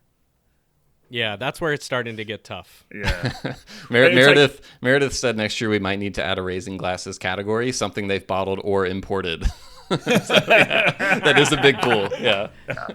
That's so funny. Oh, I didn't pick this yet. How do I know? I've not. All right. I'm going to go with this. For something that I'm going to initially slot in the lightly aged category, I think it for sure competes with what you two have right now. Obviously, what we've selected here can move around, but I think this is another cocktail rum like the Smith & Cross, like the Worthy Park 109, that so many people have in their home bar. And when it comes to this particular kind of style or category, this is, I think, reigns supreme. It's widely available. It's incredibly affordable. It's big, bold, brash. You need it to make your zombies, in my opinion. It kind of kick your ass if you drink it neat, but it's so flavorful. It is the one and only Hamilton. 151. Yeah. Let's go. Yep. That's a good one. Yep. No, What there's nothing wrong there. Yeah, it's just everyone has a bottle of it, I feel like, and it's so well priced, $29, I think. Yep. And What a fucking clash of the titans in the lightly aged category right now. We've got John with Smith & Cross, me with Worthy Park 109, and Arminder with Hamilton 151. That is a stacked category. Yeah. That's crazy. We'll see how that goes. If that ends up being the matchup, I'm really interested in that. I need a point of clarification here. You're appealing to the judges? Well, that being the other two teams, you all. So both of you have picked an Alambique rum at this point. Uh-huh. And I need a point of clarification on... You are required to draft an Alambique rum, yes. You are. Look, I have choices. So I'm not even saying I'm picking it right now, but I need to understand my choices. And that is that there was 2 Cartier 30 rums on the list. Yeah. So I just want to be very clear that both of those can be drafted. No, we had a conversation about this, the three of us, before the draft of should both Cartier 30s be draftable, because there's Cartier 30 and there's Cartier 30 batch 2. Yeah. And we decided that no, they should not. Okay. I'm finding it hard to believe that you struggled to remember this as much as you're letting on that you did. I really couldn't. Nope, I couldn't remember it. Yeah, so we decided against having both Cartier 30s. Well, that makes my choice easier. I appreciate it. Okay. Yeah. So I want people to be clear on that point as well, Sure. Because they might be looking at Baytowne or Burlington site. That's fair. fair. Might be seeing those and being like, what the hell, John? That's fair. Yeah. So, okay. All right. Well, in that case, then, I am thinking, now's the right time. There's nothing wrong with doing it right now. I am going to pick an Alambique Serrano rum. And of the ones that are there, and Will, you mentioned the Venado Temazate is there. Yeah. I think some people liked it, but I would agree with you. I would have a hard time picking it because it was my least favorite of the Vita Nativa series that we tried as well. Yeah. Felt a little bit like licking a deer. Like I had this like weird gamey Have you something done that? in it. No, but I imagine it would taste somewhat like that. And so what I will say is Jason Cox, he mentioned afterwards to us, I don't remember if it was privately or online, that he was like, no, the key to that one is you're supposed to put a few drops of water in it and it opens up. And I do think it improved quite a bit with it. That said, I don't have the full bottle. I haven't really been able to dig into it in the way I would like. Whereas I know that this is a really good bottle. Do I think it's necessarily a bottle that, depends on the category? Maybe this ends up on my bench. But to your point, both of you, what you just said a minute ago, I want to have an Alambique Serrano in my lineup, or at least in my rum bar. So I'm going with the classic Tres Años here. And a good rum, $60. It's a little on the expensive side for me right now, but I can weather that. I can make that happen. And I think a lot of people have been able to try it and enjoy it. So again, going back to that point, I think this is a good pick at this point in the draft, given that the choices that are left with it. Yeah, I can't fault it. I think it's a really good rum. I really like mixing with it. Really enjoy it in a Mai Tai, in a sidecar. I think it's a fun rum. I hope more people get to try it if they haven't. I mean, in your case, I hope they haven't, so you don't win. But outside of that, I think it's a really fun rum. Yeah. Yeah, I only had a sample of it, but I really enjoyed the sample. And like when I saw that they were releasing it, I was kind of like, oh man, this is great, because I think they need that entry level aged representation of their age style. And I think they nailed that for what it is. You know, it's not going to give you all of the heft of the blends or the single casks, but as an entry point, as something that's versatile every day, I think they knocked it out of the park in that regard. So yeah. All right. I need another aged rum, and it would be kind of fun to slot this in with the other aged rums here. I definitely think there's at least one rum that it wouldn't beat as the rosters are currently constructed, but things might move around. And, it's the age-old debate, or one of them, Appleton 12 or Appleton 8, and Arminder's already got 12. So I do feel like 12 kind of has the edge, but I really love the 8, and I think it'd be fun to see them end up in a vote together. So I'm going to go ahead and grab Appleton 8 for $35 and pencil it in to my age category. It might end up moving around, but regardless of where it ends up, it's a rum that I'm happy to have in my bar. And it's kind of a style that I don't really have right now, which is sort of that mid-aged Jamaican rum, at like an everyday sipping approachability. So, Appleton 8, aged rum, $35. Lock it in. Well, maybe not lock it in. I might move it, but yeah, really good rum, and yeah, I would like to see that matchup. We'll see if that sticks though. Yeah, we'll see.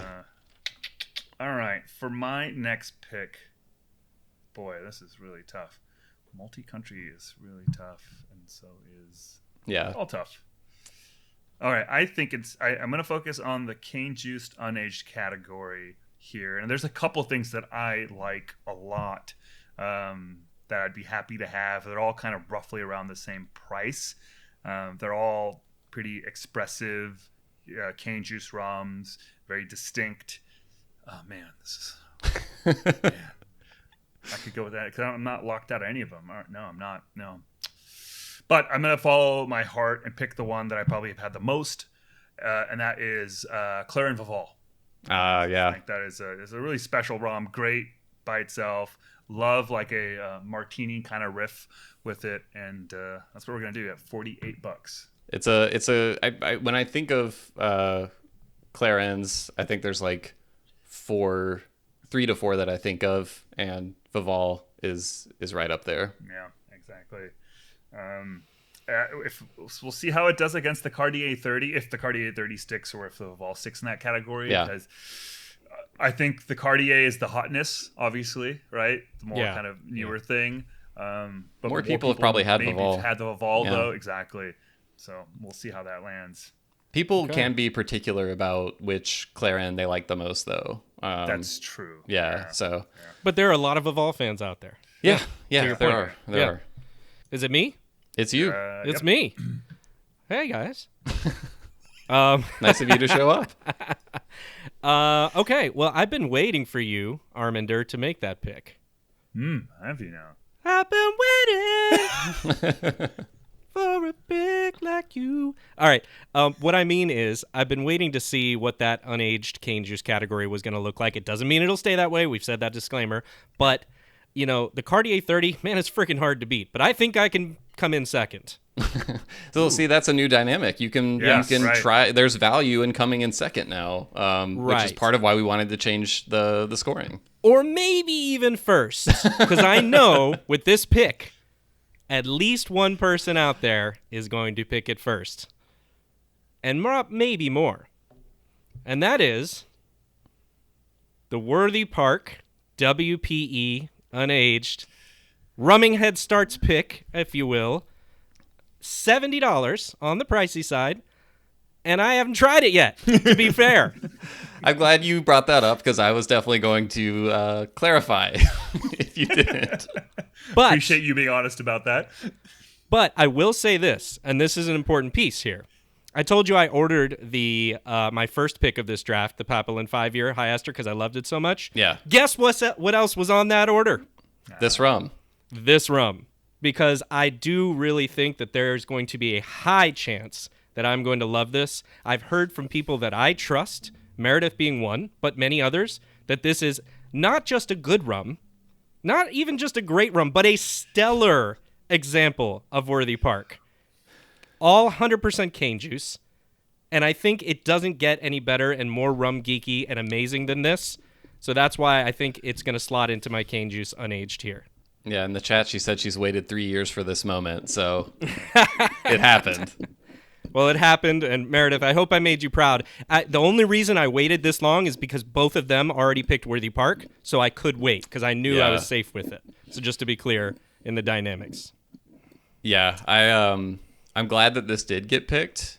I couldn't pick it because I took Worthy Park 109, so that kind of ruled it out. But yeah, Baytowne exclusive, but Baytowne does have some online sales. As you said, John, you ordered it online, so It's actually not Baytowne. It's a New York. Like Astor has it. I think it's a New York market exclusive. It's thank a New you York for market. thank you yeah. for the correction in that case. Then I was going to say, because I ordered it from Curiata. Okay, On the Florida okay. rum side. perfect. Yeah. Okay, yeah, awesome. So definitely more exposure then than just being with one store. So that's awesome. I think it's a great pick, honestly. Go ahead, Arminder, please. Well, what I was gonna say was, I'm actually editing my video on that right now, but I may have to reshoot it now that you've picked it, given what I say in that video about the rum. I'll just leave it at that. Oh yeah. All right. I think that the time has come to get in on the Raising Glasses extravaganza, because I've got two categories I'm staring down just for everyone listening. I've got multi-country blend still doesn't have anything in it, and 100% column still does not have anything in it. And I'm going to go, this is kind of like, it's very similar to your Mookie pick, John, where it's one that like I really liked. At the end of the day, I have no idea how many people tried it, or even, what the consensus opinion of it was. But, these rums, they're affordable, so it's kind of hard to like not have one on your team. I am going to go with Raising Glasses Union, the 7-year column still reunion rum, molasses-based rum, fits into a lot of different categories, and just really, really delightful. I liked that one a lot. I thought it was underrated when it came out, so like drafting an underrated rum, maybe not a recipe for success, but we're getting to the end point of the draft, like you said earlier, John. Like there's always going to be kind of some red flags or things that detract, but at the end of the day, it's a rum that I like a lot. $42, really affordable in the context of the exercise. So Raising Glasses Union, 7-year, lock it in. That's an interesting matchup if that ends up being a matchup. Yeah. Yeah, I mean, why not have a little fun having both the Raising Glasses rums in that category if they stay there? I mean, like I said, I think both of these are versatile because they both fit into non-Caribbean, because John has the Ecuador in Raising Glasses rum as well. So we both have it in 100% column right now, but both of them could move theoretically. True that. All right, I'm going to go into the tank here for a little bit because got to make some key plays here now. Get in the tank. So for those listening, John has 3 picks left to make. Is that right? 1, 2, 3, 1. Yeah, I've got 3 picks left to make. Arminder has 4. Mm-hmm. So we're getting down to the end now. People are going to be filling out benches. grabbing last minute things. We'll see where it goes. Let's look at the comments here. I haven't seen. Let's see. What's everyone's budget looking like is a good comment. So let's see. Looking at these across the board, I've got $196 left with 3 rums, which is actually more than I thought I would have, to be honest. I've spent, 604 out of 800. Will, you've spent 616, so you have a remaining budget of 184. So we're pretty close, honestly. Yep. And we both have 3 rums left. Now, Arminder has 4, so he has a little bit more budget right now. He spent 557, so he's got $243 left, but 4 rums to spread those across. So I think we're all fairly close, honestly, given that Arminder's about to pick this one now, and we'll see. But, by the way, I love Arminder's Hamden HLCF Classic. Yeah, that he put in there I noticed that all too. the S's. That's great. Yeah, so I think we're pretty close in terms of budget. Nobody is in danger right now of having to pick a $10 crap bench rum. Yeah. All right, I'm ready for my pick. I'm gonna go for the 100% column category, and I guess I totally forgot this rum was on the list because I was pivoting in all sorts of different directions for this particular slot. This pick that I had it as a potential option for unaged cane juice. Ultimately went with the Vival, and so I kind of even forgot that it could be a column rum. It is also a unaged cane juice rum. It is the Pierre Labatt 59. Very nice. Such a good rum. Damn it. Such a good rum, such incredible value. 1 liter, Yeah. 59% ABV, 42 Agreed. bucks. I mean, that's just good math. At this point in the draft, that is a really, really great pick. I would love to trash you on it, but I love that freaking rum, and it's a really, really nice pick. So good. Like you said, great in good a value. T-punch. And it's just, Just a super good rum. Yeah. Yeah, I thought, John, that you would reach for that one. By reach, I don't mean like draft it too early. Yeah. I thought that would be one that was on your list for sure. It was on my short list. Kind of the way that the flow of the draft has gone, it didn't happen. Yeah. But yeah, really, really good, and a little sad I couldn't even find a spot for him on my bench because Arminder, you just stole it. A lot of tough cuts. Well done. Well Yeah. done, sir. Thank you, sir. Yeah, Mark says it's his go-to for a T-punch. Can't disagree with that. All right. We're at an interesting point here where, I've got maybe a gap or 2 left in my lineup, but I've also got the bench stuff to think about. Yeah. And I'm going to slot this into the bench for now, but we'll see. If anything, it's a super solid pick at this point. And I've noticed I don't have a whole lot of Guyana in my bar right now. And if this is my fantasy rum bar, well, I've got to have some Guyana. And although the ABV is a little bit lower on this product, it's still a great product. As Will, you and I on the program have talked about this many times. I know I do that on purpose. I do that on purpose for you. Eldorado 12. Yeah. Just a super solid, freaking great rum. So I that last year I drafted that, and it went up in our battle royale between Eldorado 12, RL Seals 12, and what was the third one? It was like another third, like just Durley's 12? no, Yeah, because I don't think we had Durley's, and Chairman's Reserve Legacy. that's what it was. Yeah. And Eldorado 12 came in last, but it was like by a hair. It was almost like 33, basically. Yeah. It was crazy. So, yeah, at this point in the draft, it's a great pick. Thank you. I think so too. Okay, I can actually be pretty fast with my next pick because I know what it is. And, when I took Foursquare Equidem at 155, I thought that would be the last high dollar rum that I was going to take. But now that I kind of see where my final budget is, I can spend some of it on something that's expensive and something that I think is really, really delicious. I think it's one of the best yearly releases going right now. All of these have been phenomenal. People have their individual preferences based on the year. But this is something that I can slot into multi-country blend. And it is the Black Tot Master Blenders Reserve 2022 edition, 109 proof.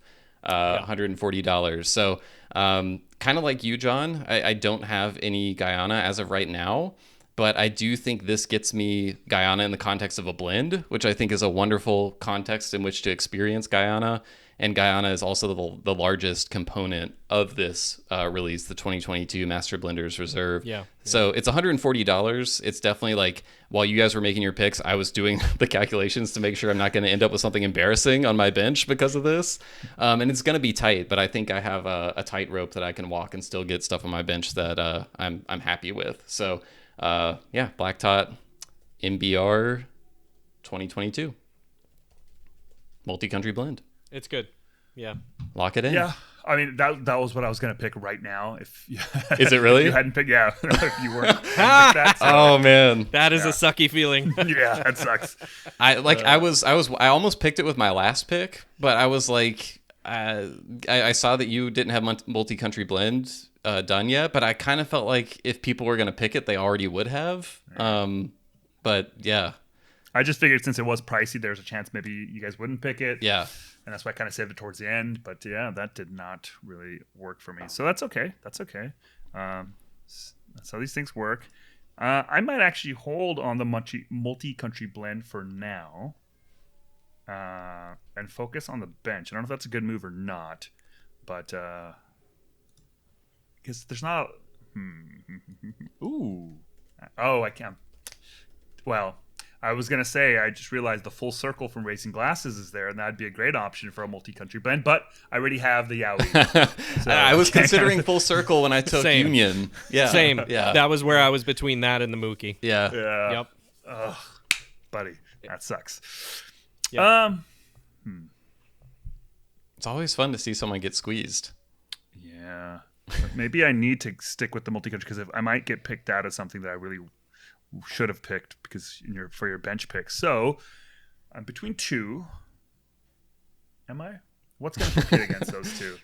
Against the MBR and so okay. God, here's my tactic. Here's my approach. I am going to go with something that's not going to compete against the MBR, but will compete more in the space of the high C's, I think, both in terms of like an affordable mixing rum. And I think this is a rum that a lot of people sleep on. But I did a blind tasting of a bunch of quote unquote white rums. Mm-hmm. This was probably my favorite. I think we did it in daiquiris, and this was top of the list. And the Baytowne has it for a lot less than most places, but I've seen it for around this, but it is usually around $25, $27. But if you can get it for $20, it's even better. And that's the 10-to-1 white rum. Oh, yeah. Yep. Solid product. One that I Yes. really enjoy. I still have it in my home bar there. I had 100% noted that was available for $20 at Baytowne because that's a crazy low price. I feel like it's usually Agreed. closer to 30. Yeah. Yep. And yeah, 10-to-1's products they're flagship products. So the white rum that you just picked, Arminder, and the whatever their entry level aged one is called, The dark. it's honestly pretty good too for like what it's trying to be. And Yeah. I do think that unaged, or it's not unaged, lightly aged, because some of the components are aged and filtered, but there's not another rum in that category that's exactly like it.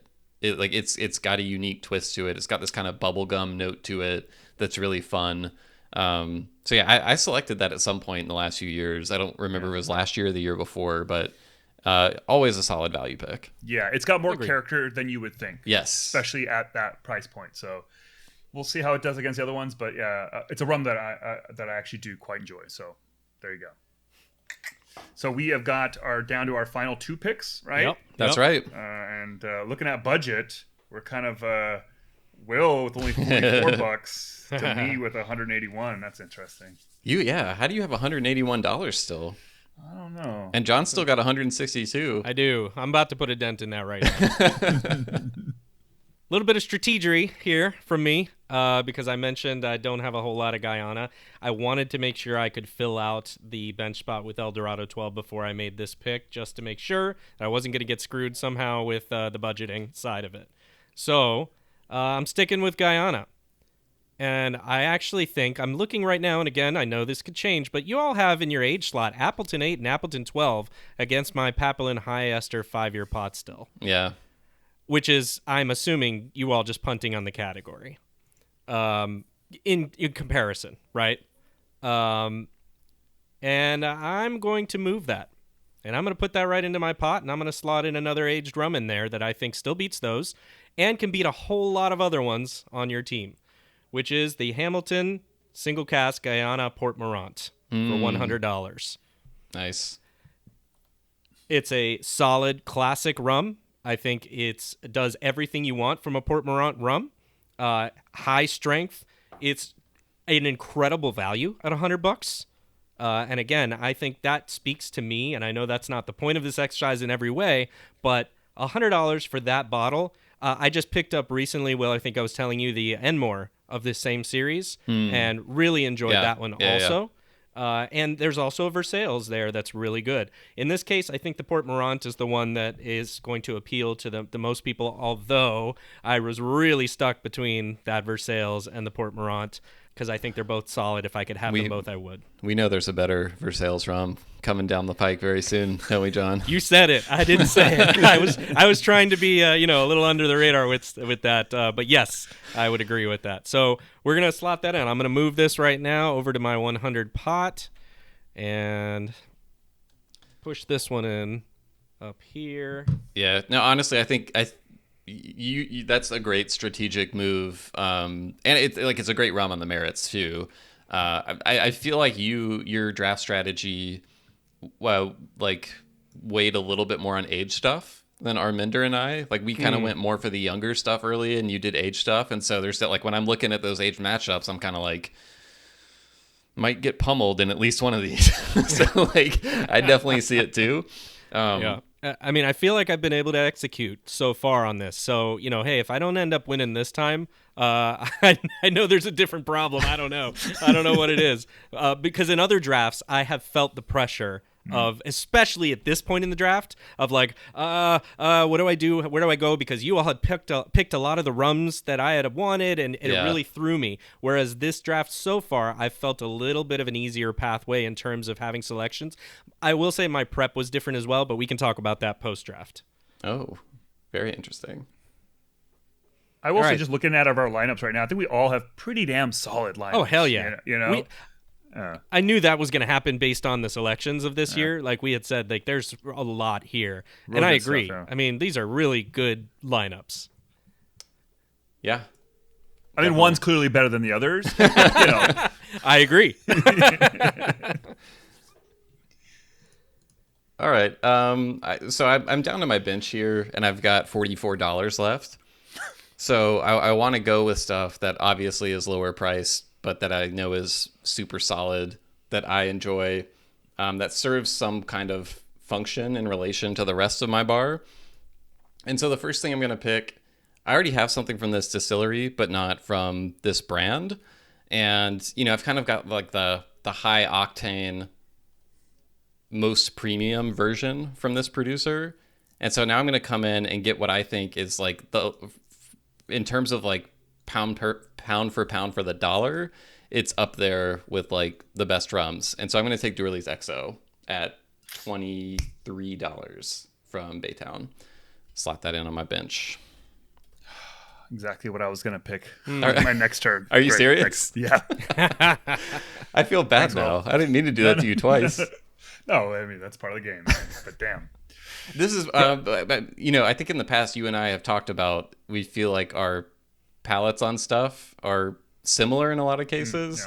There was one rum you took that I was going to take earlier. Oh, it was Yowie. That's right. Yeah, like Yowie was kind of one of my long-aged plans. So, yeah. Great minds. That's right. Boy, all right. Give me. I was going to say seconds, but I'd be lying. Give me some minutes here to figure out. You can have where I'm minutes. going. I do feel like overall this is the best selection we've ever drafted from, which maybe shouldn't be surprising since we kind of curated two different stores. But I think it was also cool because we got to highlight stores that we know are doing really cool things in rum in the US right now.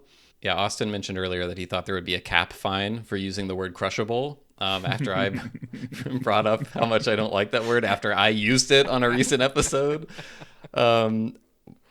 Apparently one of us said crushable, but I'm not sure who it was, so I don't know who to find. Who to find. I feel like I said it, didn't I? Early? You may have. I may have, yeah. Oh, I have so much money. Why am I even stressing? Well, in that case, we will fine you $20 for saying crushable earlier. Oh, man. Okay. So the benches only come in play as tiebreakers, right?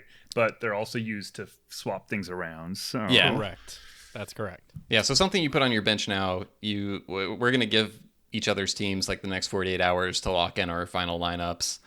So yeah, you'll be able to change stuff. Like you said, it's also a tiebreaker. There will be in the voting, like, rank the benches 1 through 3. And then, of course, there will be who had the best overall run bar, and bench plays into that as well. That's the second tiebreaker. You could cut the silence with a knife right now. All right. For one of my bench picks, I am going to go with a rum that could slot into lightly aged, all pot still. It could. That's one. No, it's yeah.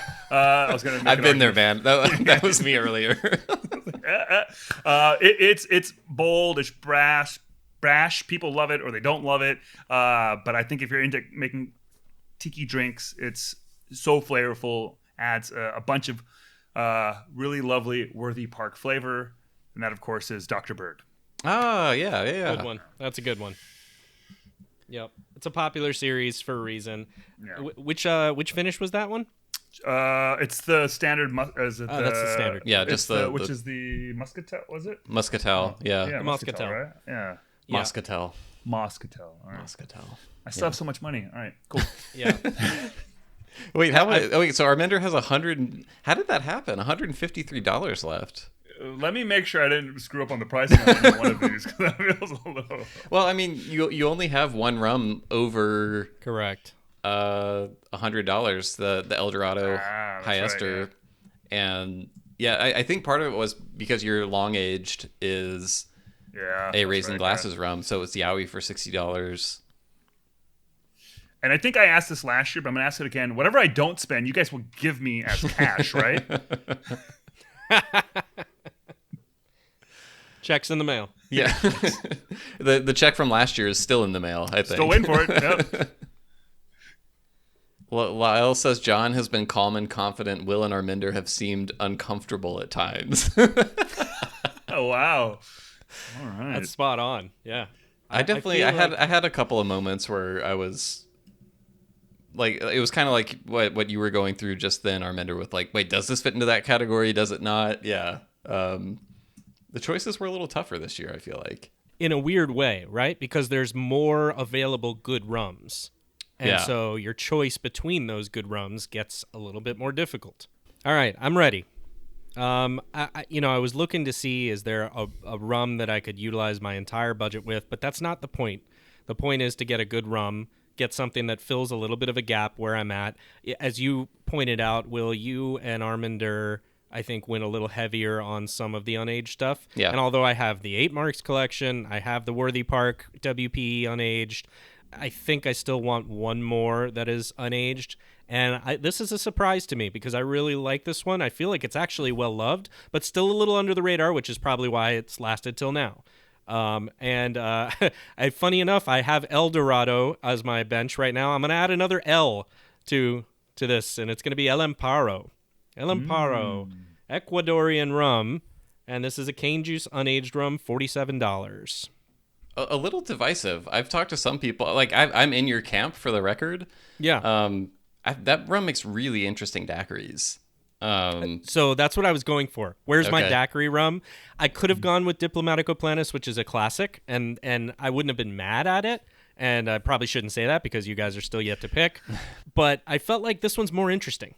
And I know it's weird because I already have an Ecuador from Raising Glasses. So 2 Ecuador rums in here is a little odd. That is surprising, yeah. But again, it's the bench rum, and I feel like it's a really good rum, and I'm trying to pick the best rums. So that's where I'm going with it. Oh, wait, that's what we're supposed to do? I will say $15 is the largest amount of money anyone's ever had left over. I'm not saying this is a negative. It's just interesting.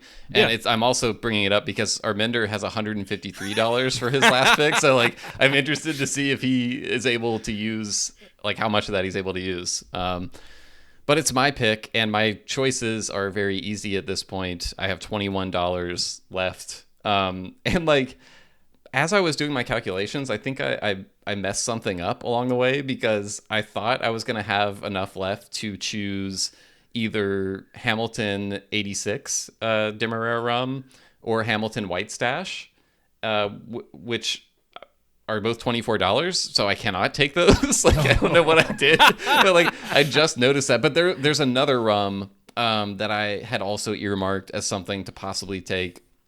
And one that I think is really good and a little bit slept on, because it's relatively new to this producer, and this is like a classic producer who has put out like the same rums for a very long time, and it's a relatively new entry into what they're doing.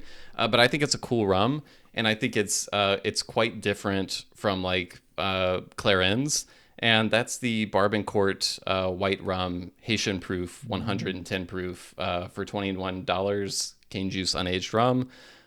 So that will be 100% of my budget, which always feels satisfying. So gonna punch that into my bench right now. That's an underrated rum, honestly. Yeah. I really feel like that's a really good product that they have put out, and I haven't seen or heard a lot of people talking about it. Yeah, so I mean, that's kind of a flaw in it for the voting, but it's on my bench as well, so I'm probably not going to remove that from my bench. But I think it's a really nice rum to have, and I know I have several cane juice unaged rums, but I think this one brings something different to the table from all the others. So that's it. Arminder, 153 big ones left to go. What's it gonna be? Holy shit, this is really hard. I'm trying to see, because like, if we're using just the bench for the tiebreaker purposes, I don't need to you spend the full 153. I just need to pick a rum that will, I think, put me in a better position against what you guys have on paper, right, or at least right now. Right. But maybe I should have something I can toss in instead of something else. I can make some swaps. And again, I don't mind not spending the full amount. Who cares? There's no penalty for that. I cannot imagine that affecting anyone's vote one way or the other. You know? Yeah. So since I will talk through some of the thought process, since I have the last pick here. Originally, I had envisioned as one of my benches being the Chairman's Reserve, the OG, right, whatever it's called. Oh, okay. Because I think that's a rock solid. It is rum, and I think it's a good kind of bench quality rum there, right? Yeah. But that's only like $22 or something. Then I don't have a single. All the more impressive if you win with $100 left, Arminder. Well, now you've given me something to, a new form of bragging rights. Exactly. I beat the Rumcast guys' asses again and had $100 to spare. Oh boy! You know what? Okay. Let's put it in the Chairman's Reserve because I like that. Oh my god! I like that a lot. In fact, we can make that happen. Yeah, we can make that happen. Let's see, how much is the Chairman's Reserve? It's $26, so a little more than I thought. Wow.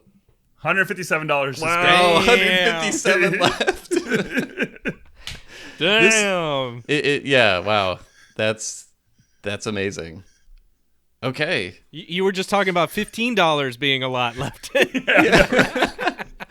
I would love to hear like what rums you guys almost picked.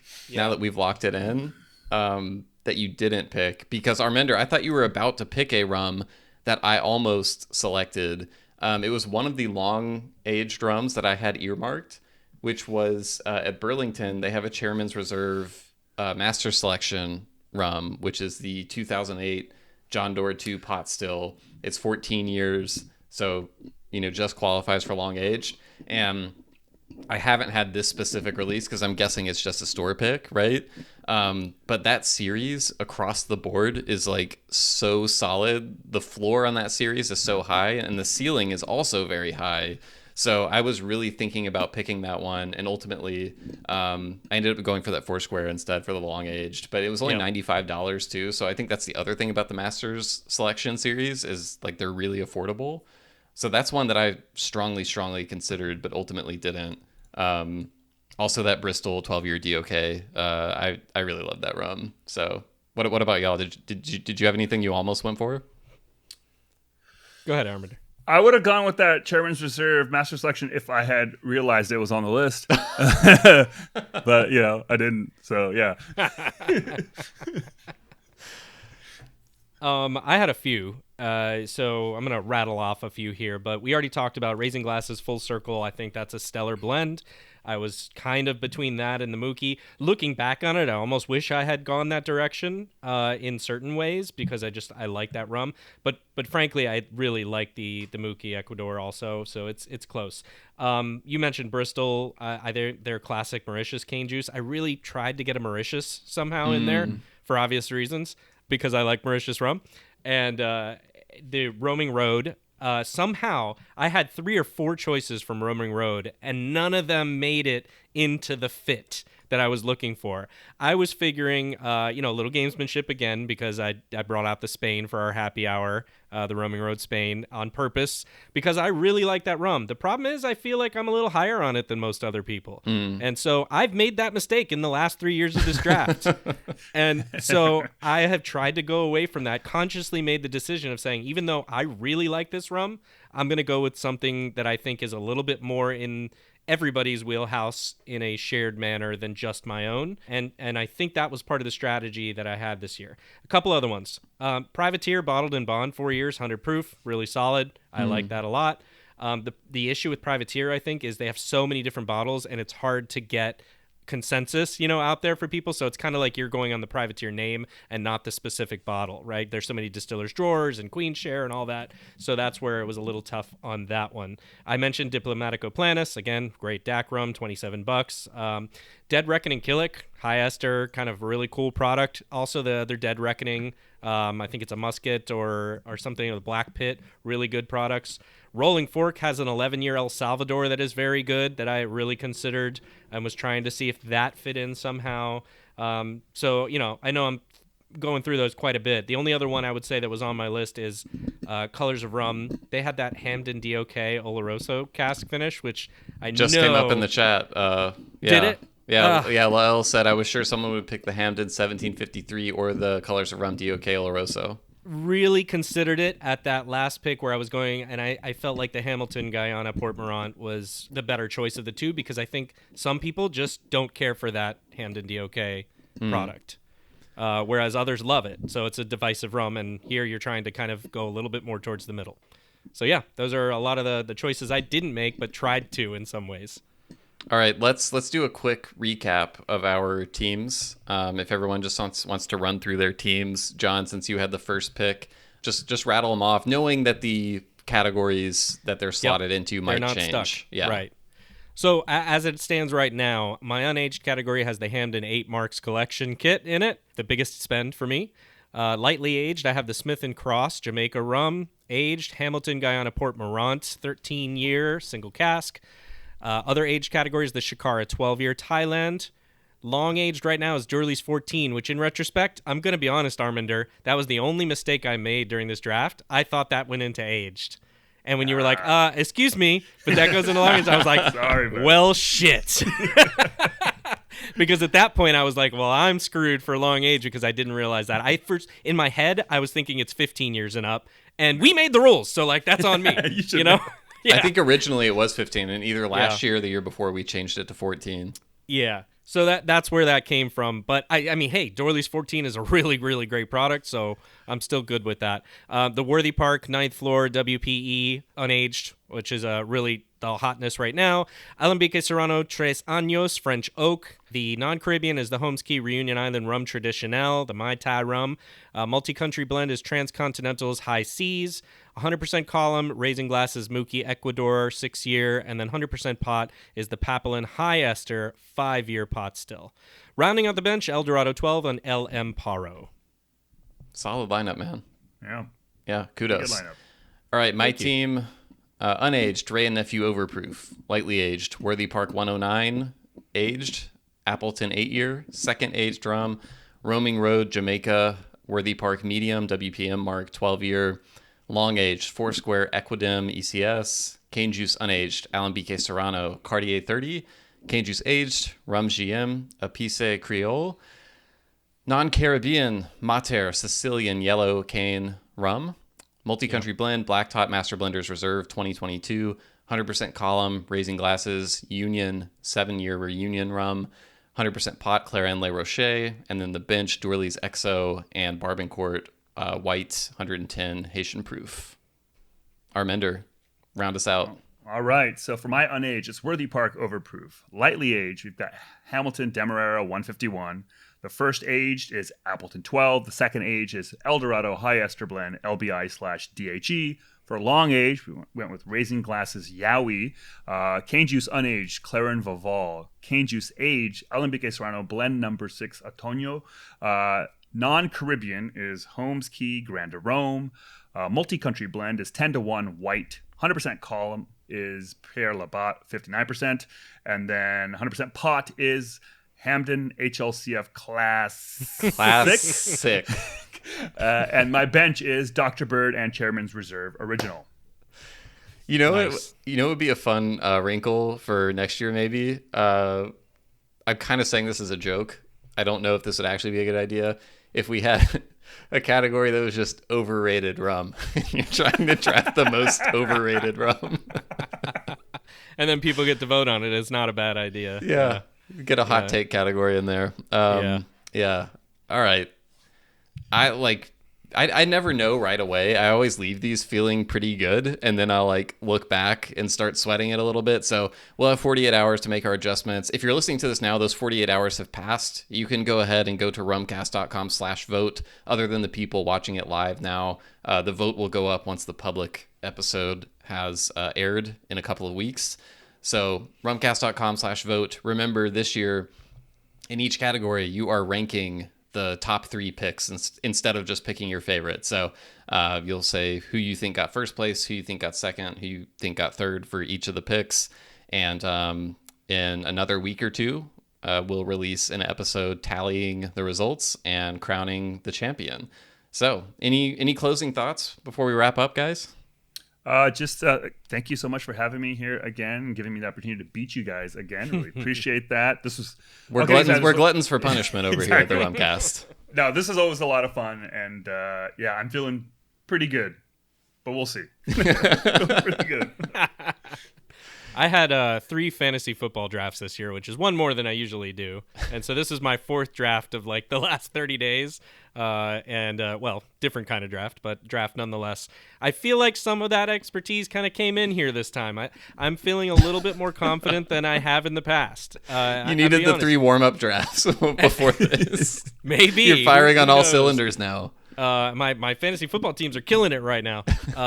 So, I don't know. I like you said, both of you really you're both confident and still kind of who knows, right? Who knows what's going to shake out here with the votes. I do feel like I was able to put together a bar that I wanted to put together this time. And I feel like that's slightly different from some of the years past where I felt like I've had to pivot and go away from things in a way that I wasn't expecting as much. So I'm hoping that gives me a little bit more of an edge this year. Also, the rank order system, as you mentioned, it's going to change things a lot. And I'm really just curious to see how that works out.